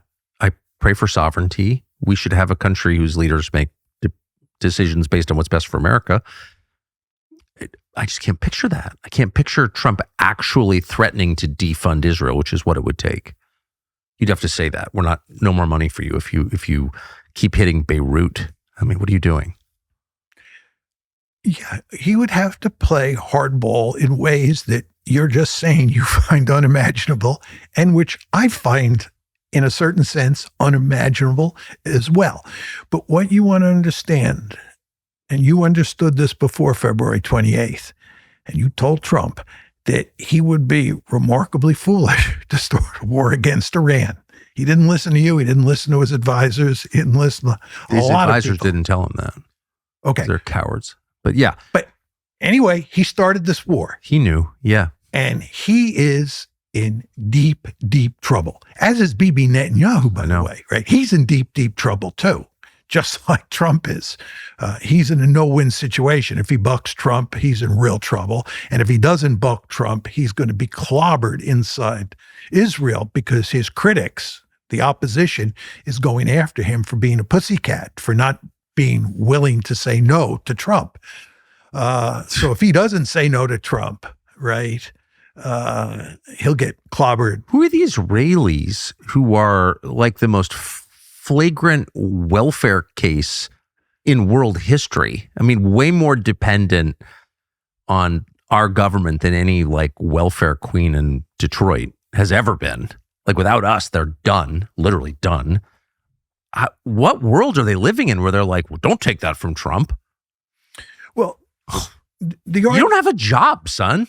Look, the argument you can make, just building on what you said, is that the Israeli body politic, and here we're talking mainly about the Israeli elites, will understand what you just said, which is they can't survive in a meaningful way without American support, and that they are running the risk of losing American support if they don't cooperate with Trump. If they don't cooperate with Trump, they run the risk. And the threat of losing American support will be sufficient to convince the Israelis to play ball with Trump. So the argument there is that Trump can play hardball with the Israelis in ways that no other president, including Trump himself, have ever played hardball with the Israelis, and that it'll work because of the logic that you just spun out. I talked to someone in Israel yesterday who's smart and very smart, who said there's no sense of that at all. Israel, the average Israeli support for the war was over 90%. In Israel, was 93%. And the average Israeli thinks that they're running the world, that they have total control, and that they need nobody. And that if the U.S. pulls it, we don't need the U.S. Actually, there are too many strings attached. When in fact there are no strings attached. But they're just so high on their own supply that they don't see at all their vulnerabilities. They're really at peak hubris. That's what this person told me. Well, there is some of that for sure. And there's good reason for them to think that they own us because they have owned us. Yes. But I do think we are at a very special point in history here. I think, again, you cannot underestimate what a colossal blunder President Trump and Prime Minister Netanyahu made on February 28th. And the chickens are coming home to roost now. And I believe that Netanyahu, who's had a handful of conversations with Trump, fully understands the pressure that Trump is under, right? And I believe other people in the administration are talking to the Israelis and telling them that. And it's easy for the opposition to Netanyahu who are on the outside and who would like to run Netanyahu out of office so they can move into his seat to criticize Netanyahu. But I think even with regard to them, they will eventually get the message. And if they don't, Trump then has two choices. He can basically cut off aid to Israel and distance the United States from Israel in ways that was unimaginable, a month ago. Yes. Or we can go off the cliff economically. That's the choice here. But either way, we're going to emerge from this with Iran, the government of Iran controlling the flow of commodities out of the Persian Gulf. Yeah. I mean, that's crazy. That was not true on February 27th, but it's going to be true going forward, period. Yeah. First of all, we had 4 demands, regarding Iran's missiles, support for Hezbollah, the Houthis, Hamas, regard to their nuclear program, and with regard to regime change. Those were the 4 goals that we started with. None of them have been achieved. That's the first point. Second point is your point that they now control the Strait of Hormuz, right? Third point I would make to you is they're going to come out of this in better economic shape, in part because they control the Strait of Hormuz, but also because a lot of sanctions are going to be lifted off them, right? And that's good news for them. So economically, they're going to be in a superior position after February 28th than before February 28th. Finally, you want to remember that on February 27th, we had a basing structure in the Gulf, and we had an alliance structure in the Gulf that looked quite formidable. All those bases have either been destroyed or badly damaged. And that alliance structure that we had with the 6 Gulf states has been wrecked in very important ways. And it's not clear that we can stay in the Gulf. So if you think about it. I told Trump this going in. This is going to result in us leaving the Middle East. We're going to have less influence in the Middle East by the end. It was so obvious. Yeah, well, you and I agree on that so many of these things are so obvious, but yet so many really smart people, people who went to fancy universities, have fancy degrees, worked for fancy law firms or what have you, were successful in business, you name it, don't see obvious things that people like us see in the foreign policy realm. Again, getting back to your question before, I can't explain it. Not to get sidetracked, but since you've seen more of it than I have, do you think well, I know the answer. To what extent has the caliber of public policy, public intellectual declined over the past 50 years? Oh, drastically. There's just no question about that. If you think about the discourse, right? We live in a world. I'm sorry to interrupt. This is from the president, from the White House. I've just been informed by our great military that last night the Iranians shot down one of our highly sophisticated Apache helicopters while patrolling the Strait of Hormuz. There were 2 pilots involved. Both are safe and uninjured. Nevertheless, the United States must, of necessity, respond to this attack. I'm sure that he's going to respond. And I would bet a lot of money that the Iranians will respond. The Iranians have made it clear that every time either Israel or the United States or a country like the UAE attacks Iran, Iran will not just simply retaliate in kind, but it will retaliate more forcefully than the attacker did when it hit Iran to start with. As a graduate of West Point and a former Air Force officer, what is your assessment of the U.S. military's capabilities, 4 months into this war with Iran? Well, the United States military is an incredibly formidable fighting force, but that doesn't mean that it can win a war against Iran. We certainly can't decisively defeat Iran. And in terms of going up the escalation ladder, which is what we're talking about here, the United States cannot trump Iran as we go up the escalation ladder. Iran has a huge inventory of missiles and drones. It operates in a target-rich environment. And if we go after targets inside of Iran, you can rest assured that the Iranians will find targets to go after inside of, American-controlled areas. And we don't end up coming out on top. I mean, let's watch what happens with President Trump. Is this going to improve our situation? No, not at all.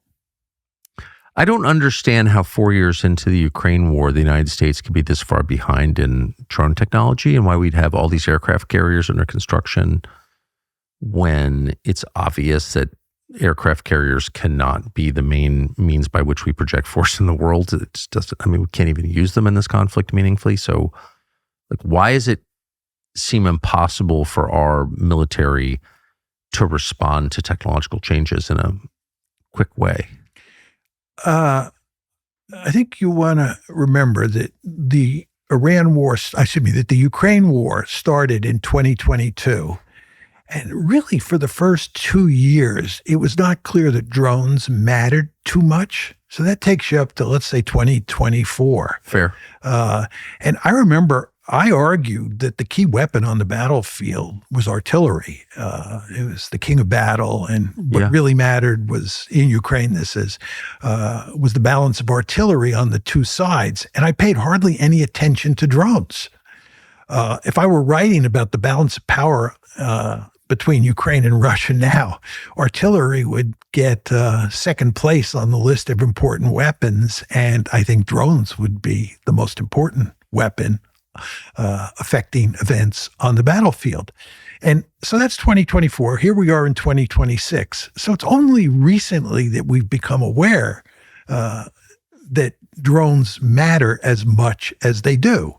And I would imagine that the U.S. military is now scrambling like crazy to deal with the drone issue. You would think so. Yeah. So I think that it's explainable in rational legal terms why we did not pay that much attention to drones up until about 2024. But I think we are now paying attention, as is everybody else, right? Because we understand, that this really matters.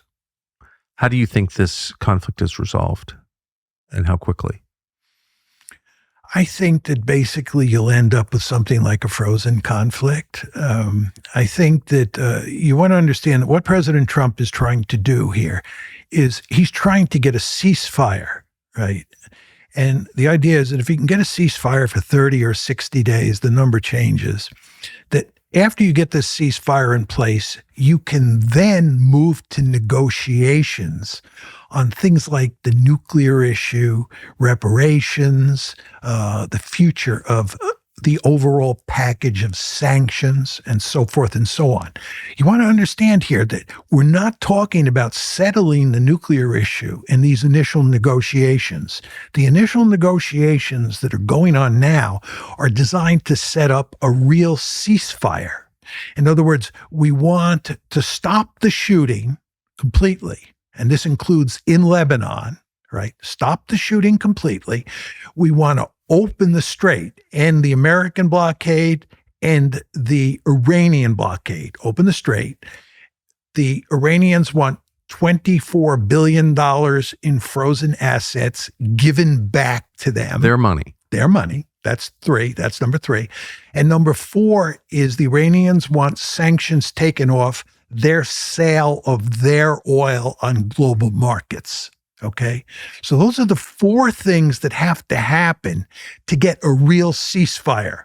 But you notice in those four elements, you see no evidence of the nuclear issue or the question of overall sanctions or reparations or control of the strait moving forward. Right. All these issues will be settled in the second round. Now, my view is that you're probably going to get a real ceasefire at some point because that will open the straits. And opening the straits matters immensely to President Trump because of what the consequences are for the international economy. Now, when it comes to violating that ceasefire, the country that will violate it is Israel. But if Israel violates the ceasefire and the Iranians react by shutting down the straits again, oh my God, we're back to the economic threat resurrecting itself. So I don't think Trump will allow the Israelis to wreck the ceasefire. They may try anyway, but I don't think so.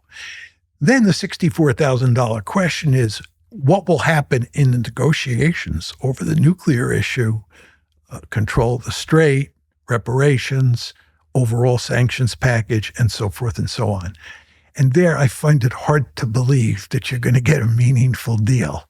Trump likes to say that, remember, this is Trump speaking, it took many years to negotiate the JCPOA. That was the original nuclear deal. That's what the one he ran against and hated? Yeah. And by the way, the one he walked away from. I know. In 2018. And he now says, you know, when people say, why don't you have a nuclear deal now? He says, you have to understand it takes many years to negotiate a nuclear deal. Of course, he's correct. But what you want to ask yourself is, what does that's chutzpah. Yeah, exactly. So, and by the way, this is a nightmare for the Israelis. I mean, if you want to think about what this war means for the Israelis, right? They were so much better off with the JCPOA. They were so much better off with the deal that they would have gotten on February 27th. Now they're in a situation where I don't think they're going to get a nuclear deal. I may be wrong. I don't think they're going to get a nuclear deal. And the Iranians, as we both know, have a lot of highly enriched uranium, up to 60%. They can easily turn into weapons-grade material and build the bomb. And the Israelis have just demonstrated that they don't have the capability, and we have just demonstrated that we don't have the capability to go in there and get that weapons-grade material and shut down their nuclear enrichment capability forever. So it is possible that the Iranians may get a bomb. Well, they're certainly going to get a more robust economy, and they certainly have cemented their place as like a legit regional power, which they sort of weren't fully before. I also think this changes their relationship with the GCC. I think some of the Gulf states, at least, were kind of shocked by the unwillingness or inability of the United States to protect them from Iranian attacks. Actually act as a magnet for Iranian attacks. Totally. And the whole deal was like, we'll send trillions to the United States in foreign direct investment, but like, you got to protect us. Yeah. We'll align with Israel. We'll sign the Abraham Accords. We'll do whatever you want, but you got to protect us. And we didn't. And so you can imagine a world where some of those six countries, anyway, become closer to Iran, like in 20 years than they were before. But certainly the world sees Iran as like a real country now, and they control the aperture at the end of the Persian Gulf. So like, how are they not way more powerful than they have been in our lifetimes? Yeah. Well, as you know, we like to portray other countries as irrational and crazy. Totally. Second coming of Adolf Hitler. Completely. And some crazed theocracy where they throw gays off buildings or something. It's But the truth is, if you look at Iran today, and you look at the United States and Israel today, which of those three countries looks like the responsible stakeholder in the international system? Yeah, of those three countries, which seems the least unreasonable? Which This country seems like it has more blasphemy laws than Iran sometimes. I mean, it's crazy the number of things you can't say in the United States because you can't. Certain words are literally verboten. Certain interpretations of history are crimes. Those aren't blasphemy laws? Yes, they are. That's just true. But there's much truth in that. But the point is, if you're another country on the planet and you're looking at those three countries, Israel, the most hated country in the world, by the way, according to recent polls, and the United States, which is not far from the bottom, and Iran, which country, right, looks like it is the most responsible in terms of its foreign policy, right? And it's the Iranians, right? And it's the Americans and the Israelis who both basically look like they're rogue states, just running around the world, invading countries, causing genocide, and so forth and so on. The damage that has been done to Israel's reputation is just off the charts. It's very hard for me to believe how much damage Israel has done to itself, with help from the lobby, as I've emphasized in our conversation here, but also the United States, the damage that we've done to ourselves. Right. And a lot of people will say this is due to Trump. Trump has contributed to this for sure. But look at the Biden administration. It was the Biden administration that supported the genocide in Gaza from the get-go. It was the Biden administration that's principally responsible for what's happened in Ukraine. The Biden administration could have prevented the war in Ukraine. Of course they wanted it. And in fact, it wanted it, exactly. So the Biden administration, one could argue, is almost as bad, if not worse, than the Trump administration. May I ask you, so over the past 6 years, there have been a bunch of different moments where the United States has been accused of using negotiations as a ruse in order to lure its opponents into vulnerability and then assassinate them. And I've been hesitant to believe that that could be true because I'm American and I love this country, and that's so dishonorable that you would never want to live in a country that would do something like that. That's truly out of bounds. Starting with the assassination of General Soleimani about 6 years ago in Iraq. I think he flew in commercial for negotiations. He was killed, which was shocking to me, but everyone else loved it. And then a bunch of times in the past several months, the bombing of Doha by the Israelis on September 9th of last year, again and again and again, it seems like the United States has been party to or aware of traps in which diplomacy was used as the lure. Is that real? Do you think we actually did that? Well, there's no question that our closest ally in the world, who we support at every turn, which is the Israelis, is obsessed with assassination. They're constantly murdering, and I think murdering is the right word.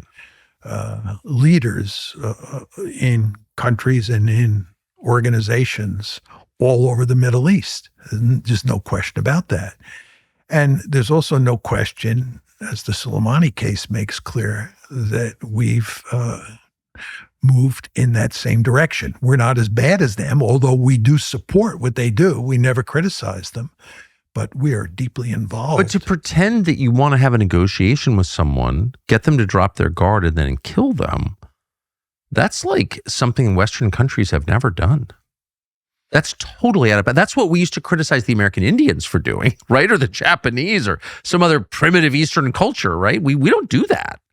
Well, if you remember, we attacked Iran last June. This is the 12-day war, June 13th to June 25th. And that attack, which was initiated by the Israelis, came out of the blue. And it's when the Iranians were in the middle of negotiations with I remember. Yeah. But I remember thinking this can't be really happening. We couldn't have known. We would never sign off on that. That's the level we've sunk to. I mean, there's just no getting around this. And you see this, I think, with the General Soleimani case. I think that was a colossal mistake on our part. But this is where we're at. And by the way, I think this whole business of assassination is very important because I think it has a blowback effect into the United States. I don't think you want to be sending a signal to people in the United States Certainly President Trump should not want to be doing this, given that he was the victim of an assassination attempt. I agree with that. Should not be sending the message that assassination is a legitimate way of doing business. Yes, I agree with you that. just don't want to do this. It's not only morally wrong, it just doesn't make any sense for how we conduct politics inside the United States or around the world. Assassination should just be for very exceptional circumstances. If you could have assassinated Adolf Hitler, of course, you would have done that. But these are, the extreme cases. Otherwise, we should be out of the business of assassination and actually condemning it when it happens. Last question. Do you ever get calls from people who say, 20 years ago, I attacked you as a crank and a bigot, but now I got to admit you were 100% right about everything? Yes. Really? Yes. Well, I don't get phone calls because we don't do phone calls anymore. Do you ever get texts? I get text messages and I get lots of emails because my email is available. So lots of people send me very nice emails.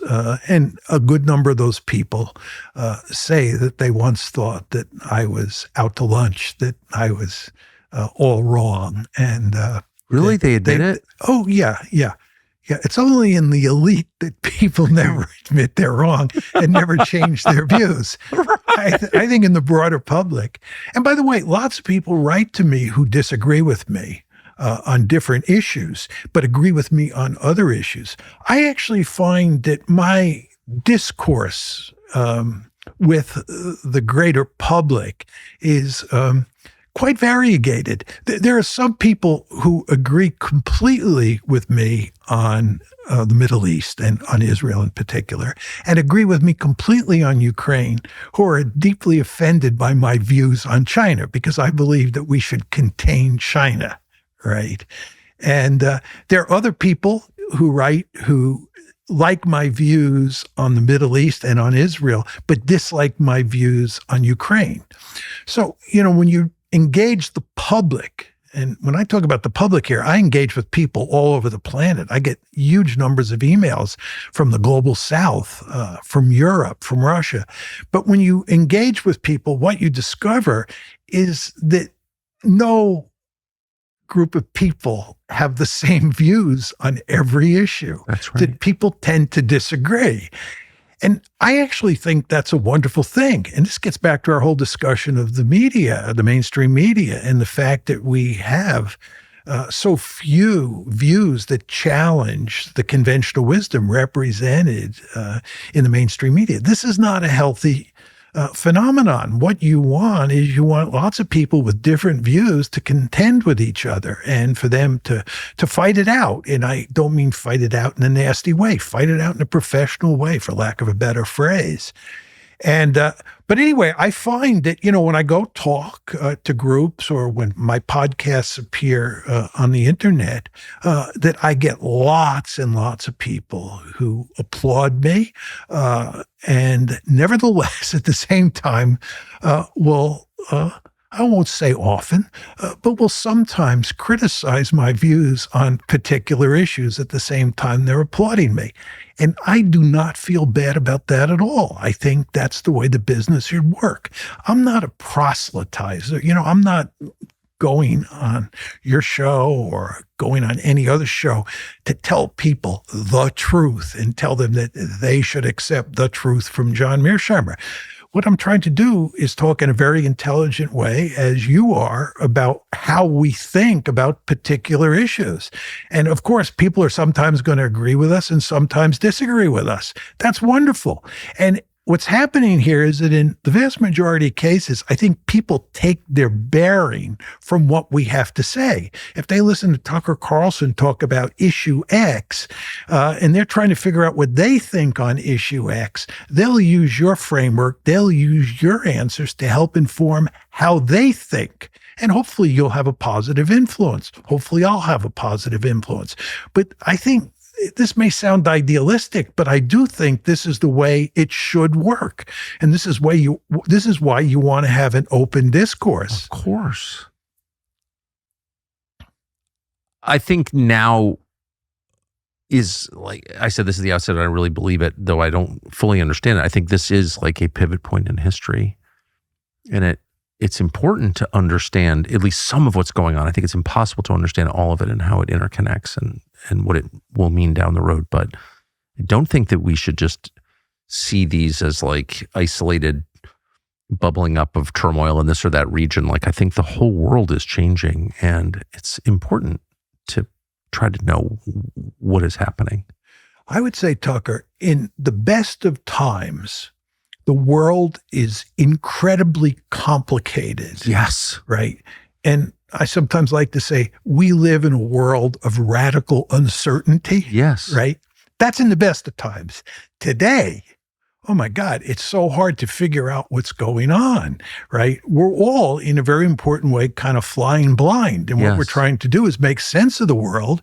And what we try to do in exchanges like this is go further down that road. And both of us trying to refine our thinking about these important issues and inform lots of people in the process so that everybody is less blind moving forward.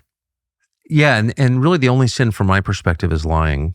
And anyone who's trying his hardest to tell the truth, right or wrong, is an ally of mine. That's how I feel about it. Amen. Amen. John Mearsheimer, Professor, thank you very much. Thank you for having me. It Oh was my my gosh, pleasure. Such a joy every time.